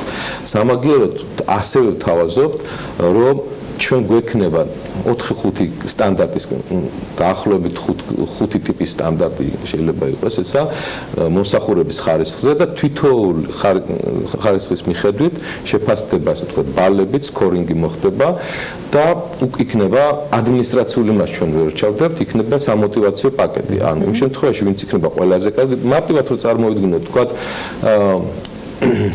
სტომატოლოგიური კლინიკა, რომელთა მიმართაც დაზღვეულებს აქვთ ყველაზე ნაკლები პრეტენზია, რომლებიც ყველაზე ოპერატიულად ემსახურებიან, რომელიც ყველაზე ხარისხიანად ემსახურებიან, რომელთაც თქვა დროის ფაქტორი შემცირებული ეგ ჩაწერის და ასე შემდეგ, ერთ-ერთი დეტალია, თუმცა ერთ-ერთი დეტალია ძალიან მნიშვნელოვანი. ჯამურად დაახლოებით 20-მდე დეტალია ყველაზე კრიტიკული და აქედან ერთ-ერთი მთავარი ის არის არა უბრალოდ ჩაწერა, არამედ დროის ფაქტორი, ფიზიკურად მისვლის თემა. ფიზიკურად მისვლა თურმე არ არის საჭირო კლინიკებში. ეს კი არა რომ ჩაწერაა საჭირო. იცით 74% მომსახურებისა, სამედიცინო მომსახურებისა ისეთი ტიპის არის, რომელიც ან ონლაინ შეიძლება გაკეთდეს, ან on-site სახლში. ანუ საერთოდ არ არის მისვლა კლინიკაში. ეს სტანდარტული ისე 70%-ზე მეტი. გესმით და აი ამ თემების მოგვარება ჯამში კლინიკებთან მიმართებაში იმ განთესვა იმ კატეგორია ხალხის, რომელიც არ უნდა მივიდეს, არ უნდა დადგეს, არ უნდა ჩაეწეროს საერთოდ, არა თუ იწვალოს ჩაწერაზე და ექიმის რიგში, არამედ საერთოდ არ უნდა ჩაეწეროს, გამოიძახოს და მიიღოს. მეორე, საცობების პრობლემა, იქ თვითონ ძალიან ხშირი არის თემა, ერთ-ერთი პრობლემატიკა, როდესაც ბავშვების მიყვანა არ სურთ მშობლებს კლინიკაში, იმიტომ რომ იქ კიდევ უფრო გავრცელების საშიშროებებია. ეს ისეთი პატარა სენსიტიური თემებია და იმიტომაც არის ამ თემაში შეცდომები რომ არ მოსულა, რომ აქ რო რაღაცა გაგეპაროს, ეს სენსიტიურობა გროვდება და უკვე კომპანიის მიერ გაღიზიანებას იწვევს. ეხლა აი ესეთი მოთხოვნები გვაქვს ჩვენ კლინიკებისა და ყველა ტიპის პროვაიდერების მიმართ, გარდა მაგისა ვთავაზობთ იმას, რომ იმიტომ რომ ეს არის ფინანსური კონგლომერატი TBC, TBC ლიზინგი, TBC ბანკი, თვითონ ასეთ კლინიკის მიმართ ფინანსური საინვესტიციო პაკეტის შესაძლებლობები არსებობს გადაიარაღების ნაწილში, ძირითადად უნდა ითქვას, რომ ეგრეთ წოდებული ბრენდული ტიპის კლინიკები ეხლა უკვე მოძულებული აპარატურით სარგებლობენ, ასე ვთქვათ, სამედიცინო ტექნოლოგიებში 5 წელი არის ჩვეულებრივ სხვა ტექნოლოგიებს თუ შევადარებთ დაახლოებით 20 წელი.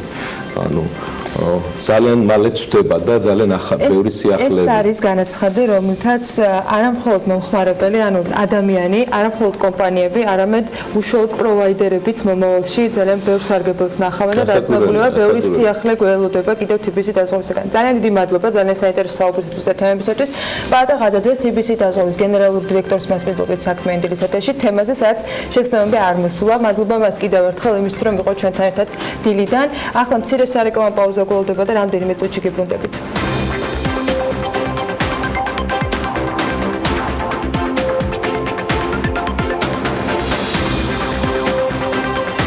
მოგზაურობის დროს და უფრო ხშირად მოგზაურობის ბოლო დღეს უკან დაბრუნებამდე და აეროპორტამდე დარჩენილი საათები თუ ერთ ადგილზე კაფეში, სკვერში, ნებისმიერ სხვა მყუდრო ადგილზე ჯდომისთვის გენანებათ ხოლმე და არიცით სასტუმროდან გამომბარგებულებმა ჩემოდნების საწა იყოთ ჩვენი შემდეგი სტუმრისგან შემოთავაზებული სერვისის მნიშვნელობას ყველაზე უკეთ მიხვდებით.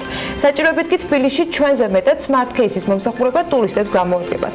Smart case ეს არის 24 საათის განმავლობაში კვირაში 7 დღე ფუნქციონირებადი თვითმომსახურების შემნახველი საკანი, რომელიც ქალაქის ცენტრში თავისუფლების მოედანზე მდებარეობს. თვითმომსახურების აპარატი 60 საათოსგან შედგება და მისი ადგილმდებარეობა განსაკუთრებით კომფორტულია. როგორ მუშაობს სერვისი, დეტალებში ჩვენი სტუმარი გაგვარკვევს გიორგი მაჭარაშვილს, Smart Case-ის დამფუძნებელს მასპინძლობ. გიორგი, გამარჯობა, მადლობა რომ ხართ ჩვენი გადაცემის სტუმარი. დასაწყისში იდეაზე გვინდა რომ გითხრა, საიდან გაჩნდა და რატომ იდეა რომ გაეკეთებინათ Smart Case-ის თავისუფლებას. დიდი მადლობა მოწვევისთვის. რატომ გაჩნდა საიდან? ფაქტია რომ საქართველოს ტურიზმის ინდუსტრია იზრდება და და ხშირად ჩვენთან ტურიზმის ინდუსტრია სამწუხაროდ მიბმულია მხოლოდ დაბინავების სექტორზე, როგორც სასტუმროს გახსნა, გესტჰაუსი, ბინის გაქირავება შემდეგ და ხშირად ძალიან ჩამორჩებით სხვა დამატებით სერვისებში, ნუ ყვებას არ გულისხმობ, აქ ვუსწრებთ ალბათ ევროპასაც, ჩამორჩებით ხო, ნუ ძალიან ისე. თუმცა ბევრად არ ჩამორჩებით ყოველ შემთხვევაში ხა ყვება გვაქვს. ხო, ყვებაში კარგად ვთქვით, მაგას ამბობთ და სხვა ნაწილში თქვათ იგივე ქვეყანაში სადაც დაახლოებით 9 მილიონი ტურისტი იყო შარშან შემოსული თავის ვიზიტორიან მიმართ უკანასკნელი სტატისტიკით თითქმის არ არსებობდა და საერთოდ არ იყო შემნახველი საკანი თუ არ ჩავთვლით ეს ძველი სველს რომელიც ამაგზლის მოედანზეა და აეროპორტს უნდა ქონდეს საკუთარი მაშინ როდესაც ნებისმიერ ქვეყანაში რომელსაც ბევრად და ქალაქები რომელიც უფრო მცირე რაოდენობის ტურისტს მასპინძლობს მსგავსი სერვისები თავაზობენ. რას თავაზობს smart case-ი მომხმარებელს, ტურისტებს საინტერესო ის შეიძლება არატურისტებიც გამოიყენოს თავისთავად და დაჭირდება. თუ ბატონო ნებისმიერ მომენტში შეუძლია მივიდეს თავად როგორც არის სტრაფი ჩარიცხვის აპარატები ზუსტად იგივე პრინციპით აერჩიოს დრო, აერჩიოს ვადა რა ვადით სურს შენახვა ნივთის და უბრალოდ შეინახოს იმ ვადით რაოდესაც მას თქვათ ეგრეთ წოდებული ჩეკაუთის მერე ფრენამდე აქვს რაღაც დრო ან პირიქით ადრე ჩამოვიდა დედაქალაქში და ნუ როგორც ვიცით 2 საათია ყველაზე გავრცელებული დრო ეგრეთ წოდებული ჩეკინისთვის შესაბამისად მანამდე თქვა დილის 6 საათზე დილის 7 საათზე ფრენა ან ქუთაისიდან ჩამოდიან რომ აი ეს თავის უსაფრთხოების სისტემა როგორ გვაქვს უზრუნველყოფილი უსაფრთხო ძალიან მარტივია და ერთი რომ თავისუფლება აბსოლუტურად ყველაფერი კონტროლდება კამერებით 24 საათიანი ვიდეო მონიტორინგია როგორც ჩვენი მხრიდან ისე ზოგადად იმ ტერიტორიაზე ყველა კომპანია საკუთარი ვიდეო მონიტორინგი აქვს ძალიან ვრცელი და თან ძალიან მარტივია ხა იქ არავინ არ ინახავს რაიმე ფასეულ ნივთს ადამიანი ინახავს თავის ერთი კვირის რაღაც ტანსაცმელს რომელიც გაუჭუჭყია და დაგვის ტანსაცმელი ძალიან არა ვინ შეიძლება მოიპოვოს იმის რა ფასეულ ფინანსურად გაქვთ თუ არა ასე ვთქვათ სერვისი რომელიც შეიძლება მოიცავდეს რომ თქვით ვიღაც დატოვა ტურისტმა თავის პარკი და მოითხოვს აეროპორტში ამ პარკის ტრანსპორტირება თქვენი smart case კომპანიის მხრიდან. თუ ესეთი სერვისი არ გვაქვს და ესეთი არ ყოფილა მოთხოვნა თუ რაღაცა გამოუვალი მდგომარეობა შეიძლება რაღაცაზე შევთანხმდეთ უკვე ძალიან ინდივიდუალურად, თუმცა ესე სერვისად არ გვაქვს.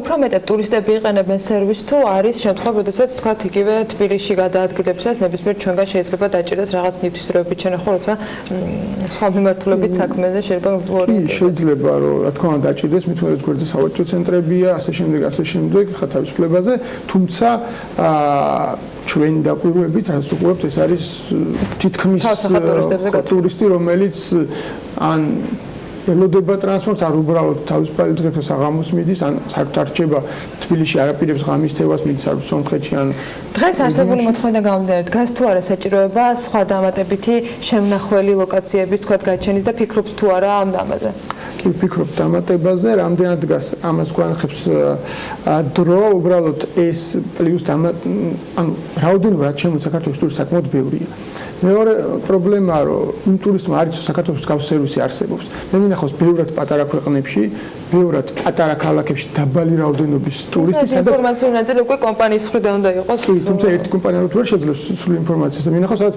20-30 მსგავსი კომპანია მუშაობს და უბრალოდ ნებისმიერ ტურისტს ჩამოდის პირველი იცის რომ თავის პარკი შეუძლია დატოვოს და ავტომატურად ანუ მიწოდება ქმნის ამ შემთხვევაში მოთხოვნას შესაბამისად როცა არის 9 მილიონი ტურისტი შეიძლება ეს მომენტიც გახდეს რომ რაც მეტი იქნება მიწოდება მეტი იყოს მოთხოვნა რამდენი თვე რაც მუშაობს უკვე smart case-ი ფიზიკურად 15 თუ 16 დეკემბერი იყო რომ განვათავსეთ რეალურად თქვა შეგვიძლია ახლა დავიწყოთ იანვრიდან ამ წლის რა გამოდის 4 თვე ნელა მზარდია თავისთავად ხო ნუ სეზონიც თავისთავად იმიტომ ხა თებერვალი ნაკლებია მოგახსენებთ მარტი ხო სეზონიც მოახლოვდება ასე ვიკითხებთ შედეგებს საზაფხულო ტურისტული სეზონის შემდეგაც წარმატებებს გისურვებთ გაფრთხილებაზე კიდევ უფრო მეტ ტურისტს მათ შორის თქვენი smart case-ების გამოყენების ნაწილში გიორგი მაჭარაშვილს smart case-ის დამფუძნებელს მასპინძლობთ და მასთან ერთად გემშვიდობებით საქმიანი დილის ეთერიდან ხვალ დილის 8-ზე შევხვდებით ერთმანეთს